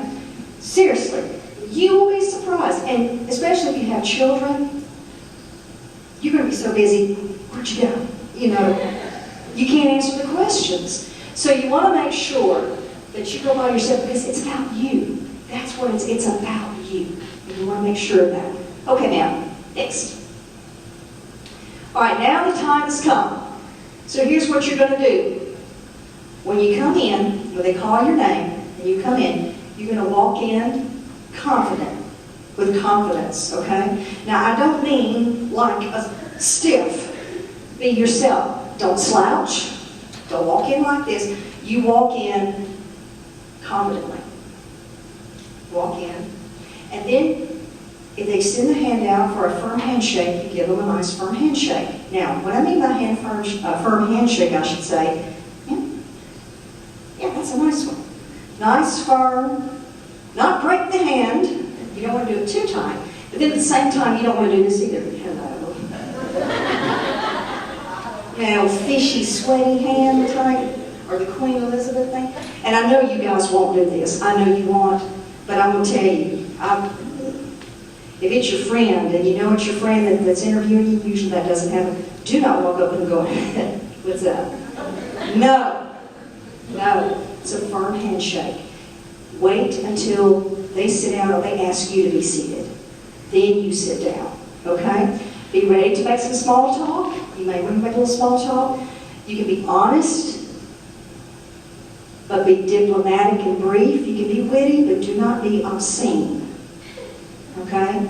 In other words, no dirty jokes or anything of that nature. Okay? Don't start off with that because you just went off the hill with that. So you can be diplomatic, you can be brief, you can be witty, but you have to be very careful about that. Use your social skills. When you use your social skills, when you're sitting there and they're explaining something to you, you can smile and you're nodding and you take notes. Now, what I mean by smile, it's a nice, pleasant, yourself smile, not this. You don't want to do that. You're going to be yourself is what I'm telling you. You want to be yourself. And also, the other thing you have to remember too is to listen to them and focus. Don't dart your eyes around the room, see all the family pictures that they have. The other thing, you want to focus. Now, what I mean by focus, I'm not saying burn a hole in them when you're talking, okay? Let them know that you are paying attention. Let them know that you are listening indeed. Again, be the best version of yourself, but be honest. And the other thing is, if they ask you a difficult question, it's okay to stop and think. Don't start at 1 o'clock and then go all the way around in your conversation and then bingo, you got the answer. You've already wasted 20 minutes, or really almost an hour, so to speak. So, again, it's okay to stop and think. Because they know that's a difficult question. But they want to see how you will respond to it, how you would react to it. Okay, remember to keep the spotlight on what you can do for the school, not what the school can do for you. You need to be positive, be enthusiastic. I don't think I have to say that. And be friendly. Now, at the end of the interview, you would want to thank them again. And as soon as you say thank you, you leave. Okay? For example, I've just finished my interview. Thank you very much. I appreciate your time. I hope you will consider me for this position.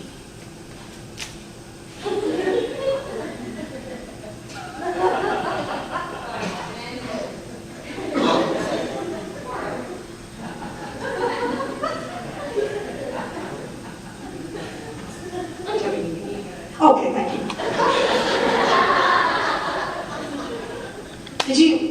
How did you feel? Very uncomfortable, didn't you? Thank you. We'll call you later. Get out of here. You know, that's how you want to say almost, you know. But in actuality, when it's time to leave, you leave. Don't wait around, you leave, okay? Because you have already had your time with them, and they've got to move on as well, too. Next, please. So after the interview, what you want to do is be cordial with the people on your way out, because you think about it, when you come in and you smile and say, hello, how are you doing, and then the interview's over and then you leave, even though that may be the receptionist, that lady knows a lot or that guy knows a lot. Okay? Because who's to say that the principal may walk out after you've gone and they'll, what do you think? What do you think? They do. What do you think about her?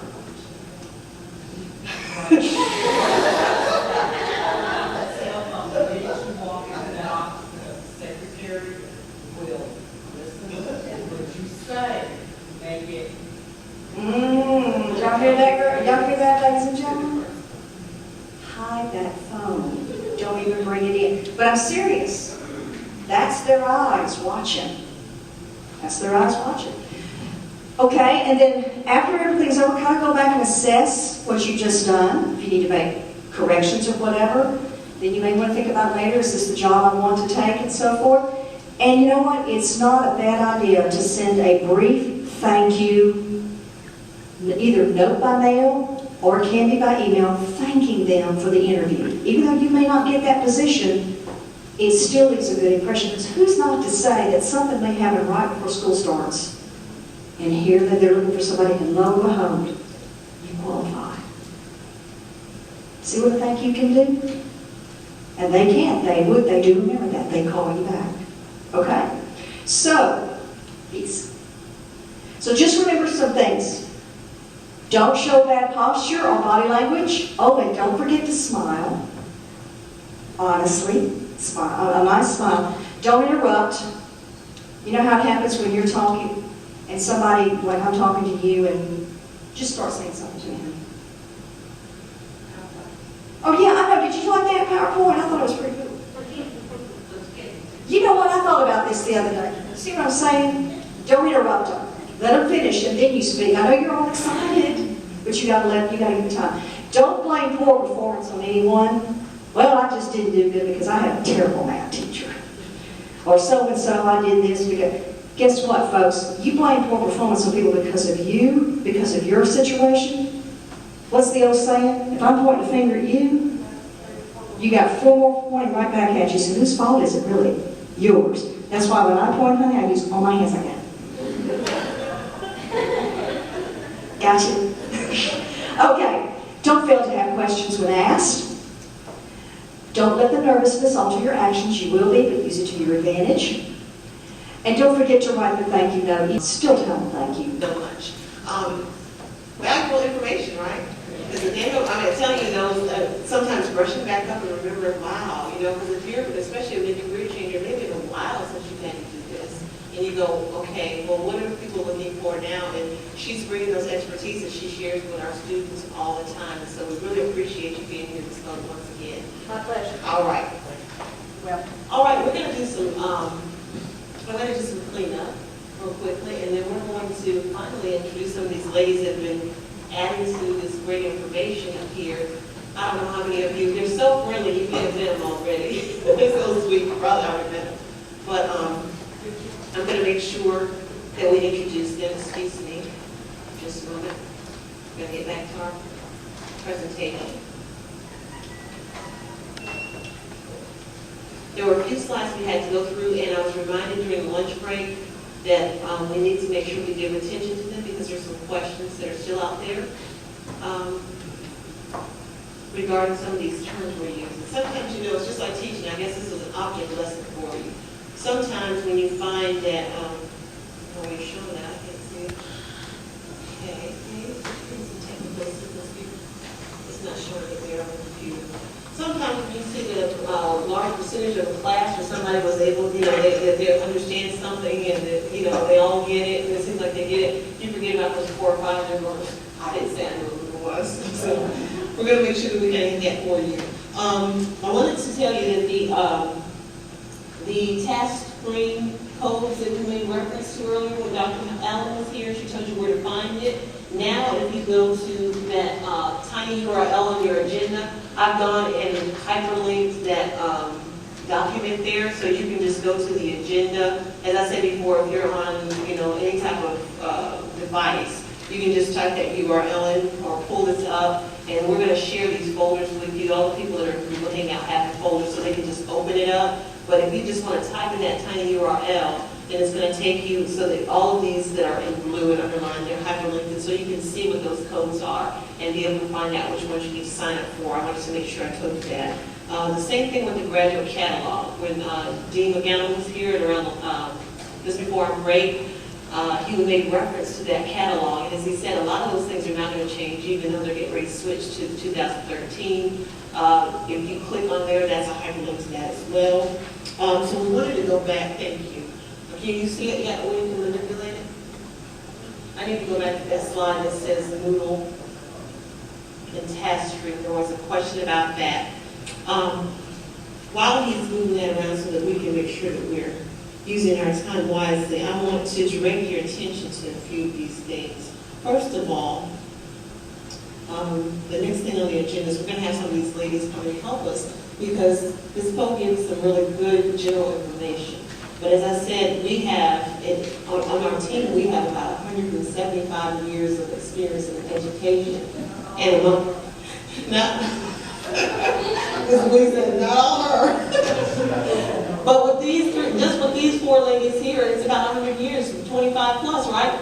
All of you. So experience in several different areas in education, and they're going to help us by just doing some mock types of interviews. What they're going to share with you, Ms. P and Mr. Wees were principals when they left the system, when they retired from education. And so I asked them to share some of their favorite interview questions that they used to ask. And I'm going to ask you to try to brainstorm what kind of response would you get. We're going to give a couple of you to give us your responses. Then they're going to give us some feedback to help us, because not only do they have that experience of being out there in the system on that side, now they've all gone back in there and supported interns like yourself to be successful in the classroom. They know all about this program. So what they might tell you is, you don't think you have an answer, but let me tell you what I know about this program. You can give them a good answer that's going to make you look good, and it's not going to be a lie. Okay, so they're going to help you with that and give you some feedback. So before we get ready for them to come, I just want you, we have 4 of them with us here. And it tells you just a little bit about these ladies. I'm not going to read their bios, but it's on this packet that's labeled in front, the University of Louisiana, College of the CEHG and Teach Project staff. So if you flip to that second page on the back, that's all the information about Dean McCown's office staff. So if you need to get in touch with someone from graduate school, it's there. But then when it says meet the Teach Dream Team, and I wasn't playing when I put that, we've got just fabulous people working with you guys.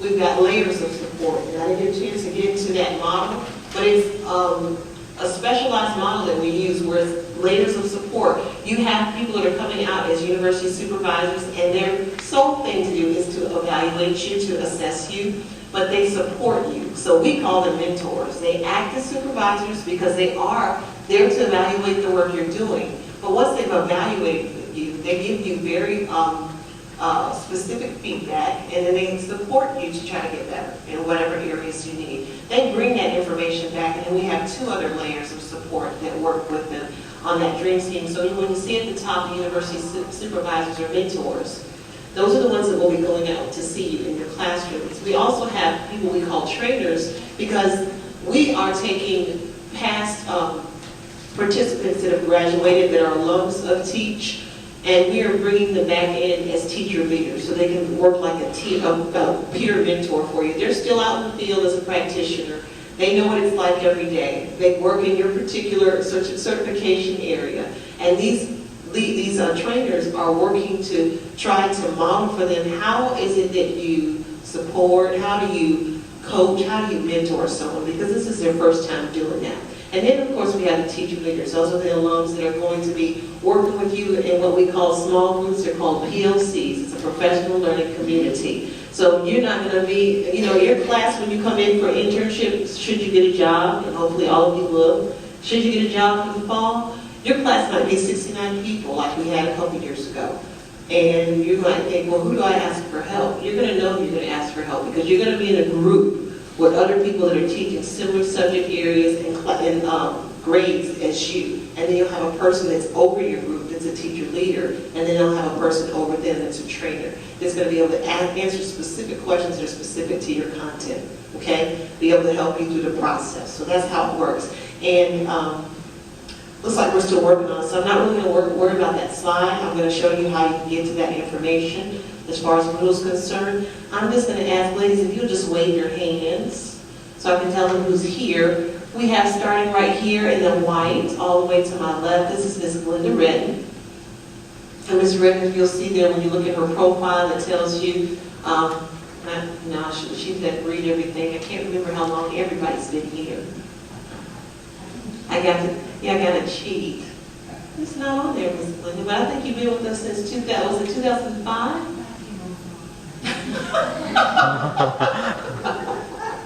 She said 1905, I'm going to take your word.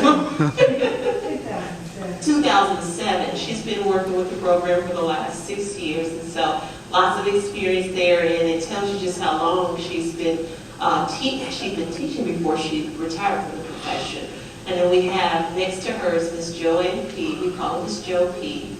And she's been with us since 2001. And then this is a change, Miss Lena Cochran is no longer Miss Lena Ford. And she's been with us just starting last year. We started that new tier in the support system as a trainer. So it tells you a little bit about her background. All of them, like I said, have upwards of 25 years of experience. And then we have lastly Miss Amy Louise. There she goes. She is, okay. And I'm looking to see if I can use my cheat sheet for you. How long? Since 2002. So they've been doing this for quite some time. They can help you make it through. Listen to them and tell them the truth. When you're behind, tell them you're behind. Tell them you need help, and they will tell you how you can get through that. Okay, so we're just going to take a few minutes. I'm going to ask Mr. Beasley, Ms. P, can come on up. Oh, looks like we got there. I'll get back to that in a minute.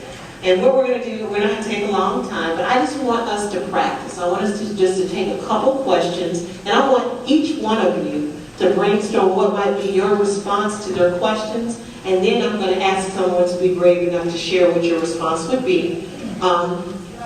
Yes. I'm going to let you speak. I just wanted to add a couple of things to the Ms. Poe's presentation, which was outstanding. And one thing was, do put your picture on your resume. That is wonderful, because when you get a right number of applicants, and I'm going to see, we had a job fair, and if you have not registered or signed up for your job fair, do it. The job fair will probably take place the first week in June. And if you don't know when the system that you want to work in that has their job fair, call the school board office and ask. And you'll go to that. And frequently when you call the school for an interview, they will ask you if you came to the job fair. So it's really important that you go to the job fair.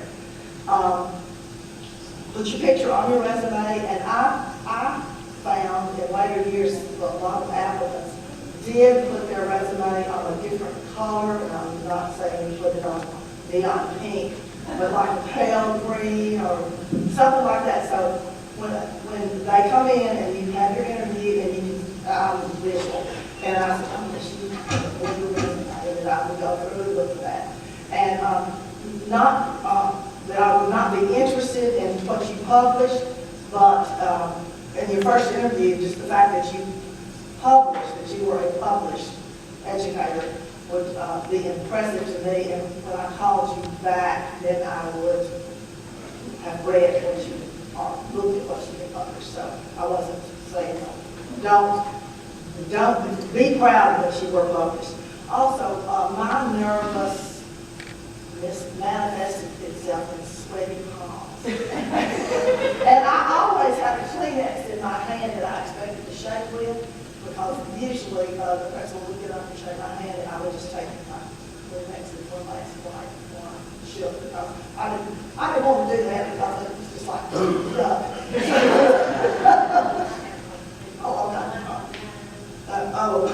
That was mine. And I was just going to say those. I just added those. There was not much to add to her, but I did want to give those two little things. I wanted to mention my mannerism that was not mentioned, and the reason I say this is because so many of you ladies have long hair. Okay.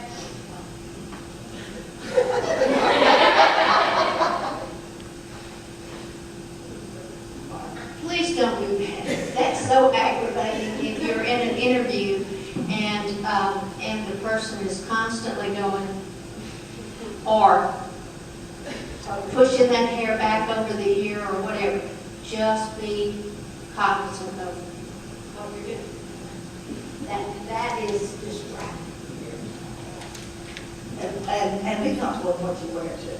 I also interviewed a lady one time, just really stunning, but she wasn't comfortable in it, and every few minutes she would do like that. And I wanted to tell her, you look great. She was so worried about it. So be comfortable. Don't wear it for the first time that day. All right, so that was she. I just want to ask her a question. I'm going to let you all ask that into the lecture microphone. Okay. And I know over time you had those go-to questions that help you feel like you really got a chance to know them in a short period of time, or what you could expect from them. So if y'all just use the lecture, I just want you all to really think about your question, because you have very experience out here. Some of you, if they ask about your experience, if you have a contract and you taught last semester, you may feel very confident with that. But I want those of you who don't, those who have never actually stepped foot in the classroom, to think about, they're going to ask some of these questions, like you said, think about what would you say to those tough questions. And we want to just do a little role play so that we could give them a response, and then they can help to shape that response for you so you won't be intimidated when it's really asked in real life. Well, the first thing I would do is ask them to talk about themselves a little bit.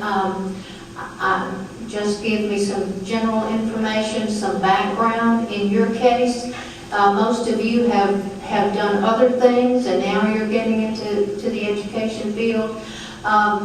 You're not required to tell me what your church affiliation is or that type of personal information. And I'm not interested in that, but what I am interested in is how you function in the world today, I guess. And so, and what I'm looking for there, first of all, I want to establish your comfort zone, maybe, to begin with. And then I would also like to see how well you articulate the information.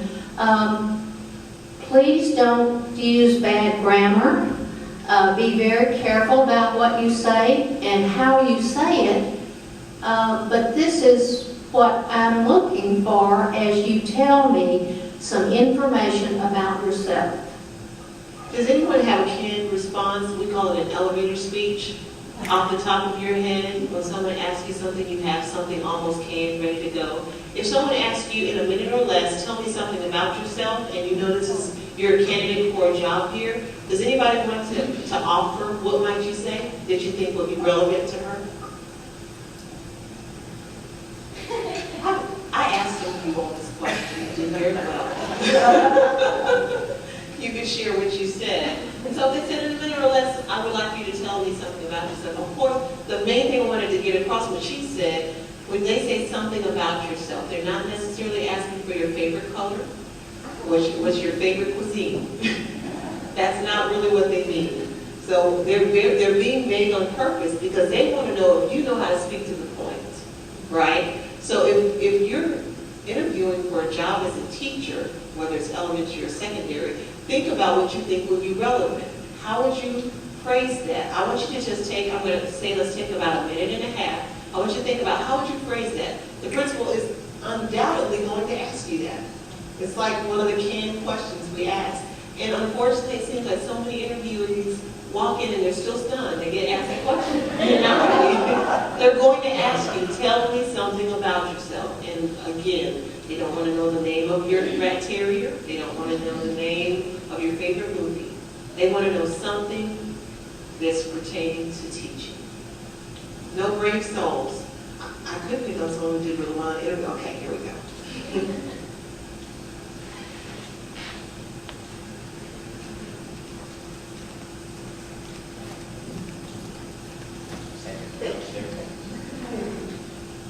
Well, I am originally from a small town. I have worked in the accounting field for about 4 years, and off and on in the accounting field. And in between that time, I worked as a missionary, primarily with youth and young adult ministry. And, Thank you. Ladies, can you tell us what he chose to share? Because he had a lot. How old? Well, I asked you who's your man. How old is he? He's 30. I would have done that anyway. He's 30 years old.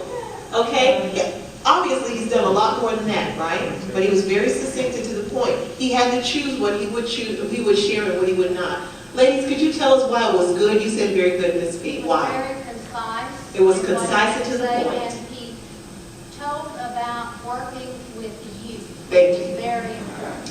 He chose the experience that he had. He doesn't have to lie and say, I've taught for 10 years, I know how to do this or that in the classroom. He gave what was relevant, what he knew, just like Ms. Pope said. Think about that employer's objective. You want to get the job, but what are they looking for? They're looking for a person to do a particular thing. And if you already have shown that you have experience working with children, and they think about what youth ministry is going to involve, they know that you already have probably some style of management. They know that you have to be prepared when you stand before those kids. So even though you've never written a lesson plan, they know that he has probably more experience than a person that just comes. Let's say he just only talked about that other field, what he got paid to do. Would he seem as prepared for the job? No, but he shared that relevant information. Were you paid? You said you were a youth pastor, youth minister? I was youth pastor. Okay, it was not voluntary? It was a paid position? I did some volunteering, but it was paid staff for 4 years. For some time. But let's say he hadn't been paid, would it still be appropriate for him to share that? Should he have chosen that of all the things he's done? Wonderful accolades, what he got paid lots of money to do, he should have chosen that, right? So that was good. And so think the same way in your experiences. What are the things that you will select to choose? I also thought it was good he said he's from a small town, because that gives someone a somewhat of a frame of reference. Because what if principals are also trying to figure out, wonder how if he'll be a good fit here, right? They're not just looking at your academics and those types of things. You could be a great candidate for a teaching position, but ladies, isn't it true that you thought she'd probably be a great teacher, but not at this school? You ever had a person like that? He'd probably be good, but I don't think he'd fit in here. You have to make those decisions too, right? So some types of information like that, when you've done your research about the school, especially if he's going into a rural school and he says, I'm from a small town, will that register? Yeah. So that was a good one. All right, I'm going to let you pose another question. Or if someone has gotten their elevator speech and you want to try it out on those ladies you want to try, we'll take another one. Okay, we got one.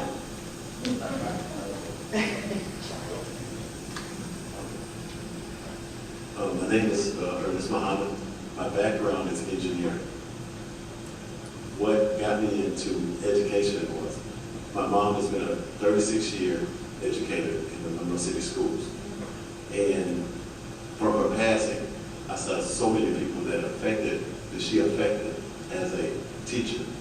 So if she can do it for 36 years, what I did is took 2 years out of my engineering to help my nephew go to get a college scholarship in football.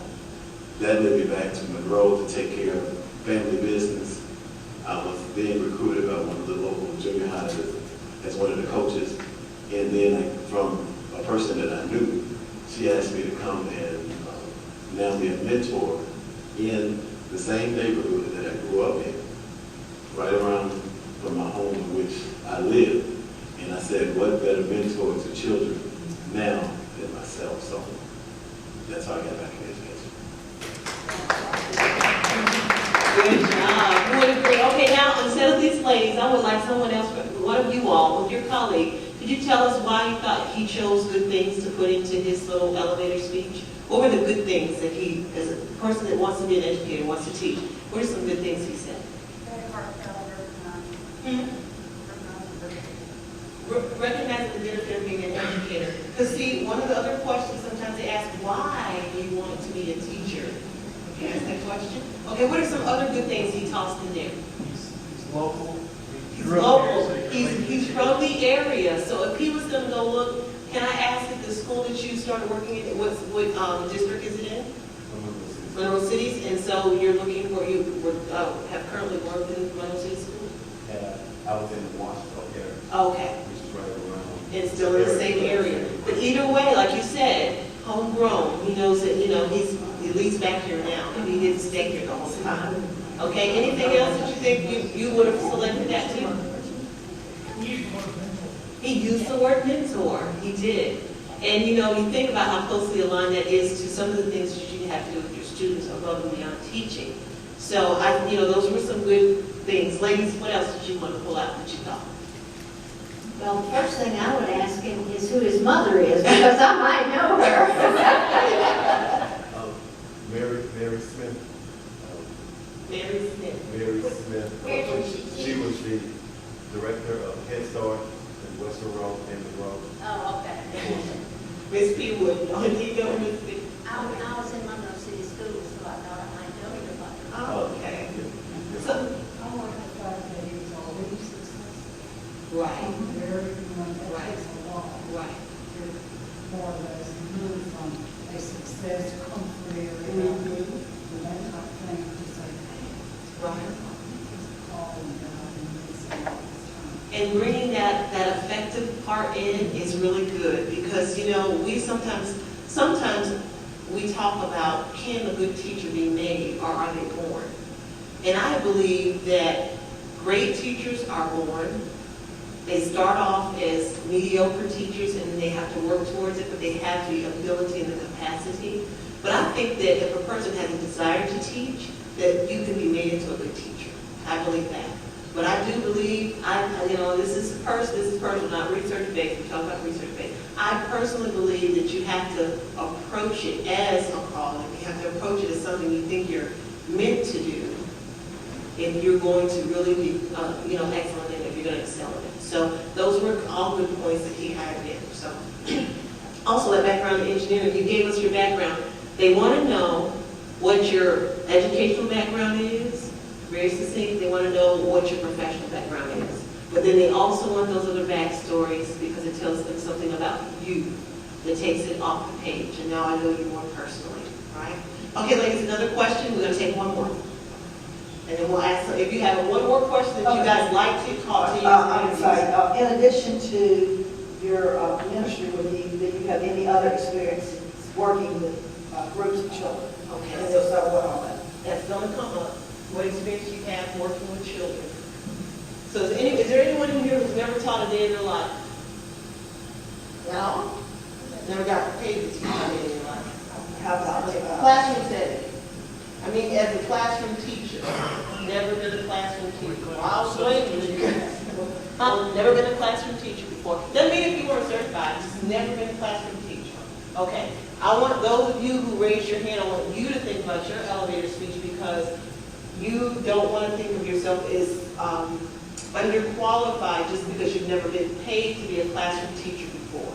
Or even in your case, not a classroom teacher in this age group.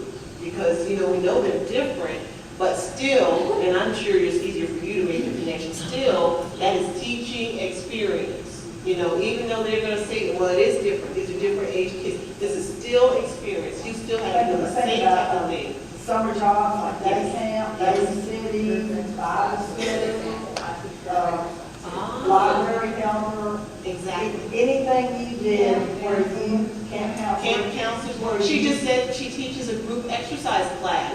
So again, it's teaching is a different age group of people. So you all think about what do you have that you think could segue into teaching experience that you've had. So we're going to give like a few minutes. Good. I have a question. Okay.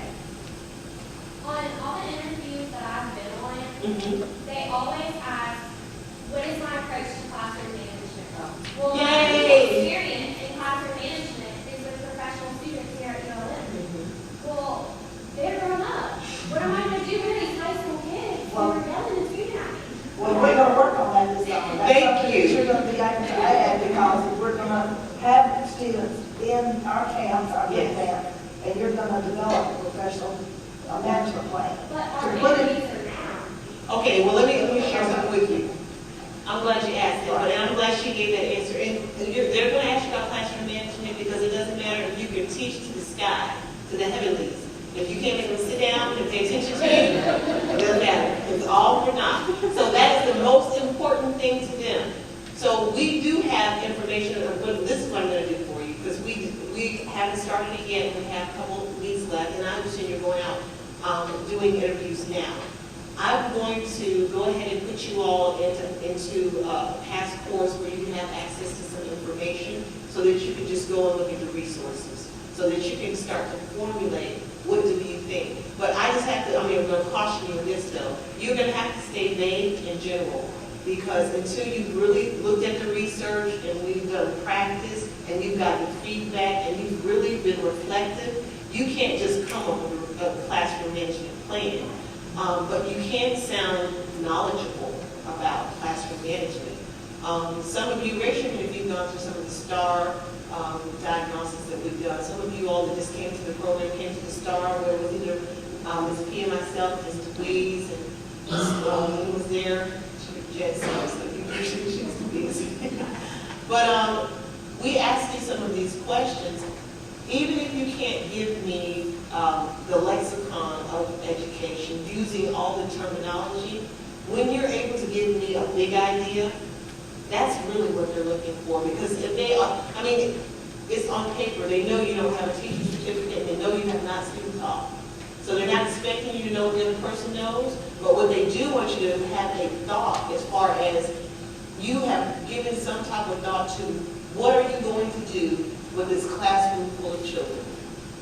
What do you think you're going to do to manage behaviors? And they don't want you to be focused on what are you going to do to discipline the child. They want you to think about what are you going to do to manage their behavior. Because every child has the capacity to misbehave in a certain environment. So they want you to think about what type of environment are you going to create to limit the misbehaviors. So remember that. None of the principals, especially in 2013, none of the principals want you to come in with this dogmatic idea of discipline and punishment. Because research has proven that that's not how you're going to get the results. So if you can't walk away with anything else but the big idea that it's more about you being prepared for the students when they come in so that you can be proactive and avoid those types of behaviors rather than what would you do when they happen. Okay? Proactive, not reactive. So if you can think proactively, what do you expect? And how many of you, I know we interviewed a few of you all. We asked you questions like, what type of problems do you think you'll have with students? Well, don't draw blank. You know you're going to have some problems with students. Just let me tell you that now. You're going to have a lot of them, different kinds. You're going to have problems with students. You have to start thinking about that now. What did you do when you were in school? You talked, you chewed gum, you threw paper, you wrote notes. They still do that. That hadn't changed. You can think back to what some of your teachers that were successful with managing behaviors, what were some of the things they did? You can choose to use the same examples. Well, I will talk to them. I will make sure they understand what they're doing wrong. Then I might move their seat. Those types of things they want to do. They want to know that you have a plan, that you don't expect to walk in there and have those kids act like angels, because they won't. If you give them that impression, then they don't need to talk to you anymore. They're done. If problems, I want to have problems with them, they'll love me. No. They won't. So if you, at least, that's what we were really trying to accomplish with those interviews. For them to have an expectation. Remember we talked about that? These ladies, that's what they were saying. Yeah, because you don't want a person coming here with this pie in the sky view, because after 20 years you're thinking, oh man, you they're going to last the first 6 weeks. They're going to run you out of there. As good as they look, no matter what school you're in, they will run you out. So, you have to just let them know when you come in that you know that there are going to be issues because you're dealing with children. They're going to do things they're not supposed to do. They're going to try to do things they're not supposed to do. So what they really want is not for us to have given you all this research, for you to have this whole academic or educational philosophy written out with 5 points and 3 classical theorists. That's not what they're looking for from you. They know you haven't been in school yet. They want you to have a big idea. So when you say classroom management plan, behavior management plan, that's what they want you to think. They want you, if you're a mom or a dad, they want you to think to your child at that age. What did they do? And what did you do? Now, some of those things you can't do in school. Let's tell you right now. Don't choose that. Don't choose those. Don't choose those. Just think about if you were in school or the things that their teachers did that you thought were successful, effective. Think of that. You don't have to have been a teacher to do that. And also, one of the first things that you would want to do, I think, is when and if you do have problems, is let them know that you will be familiar with the district and the school management plan. That you know what's in place and what you can do and can't do and what you will do. And you know, I'm glad you brought it up, because that is a good place to start. If you're going to go interview at a school, almost every school around now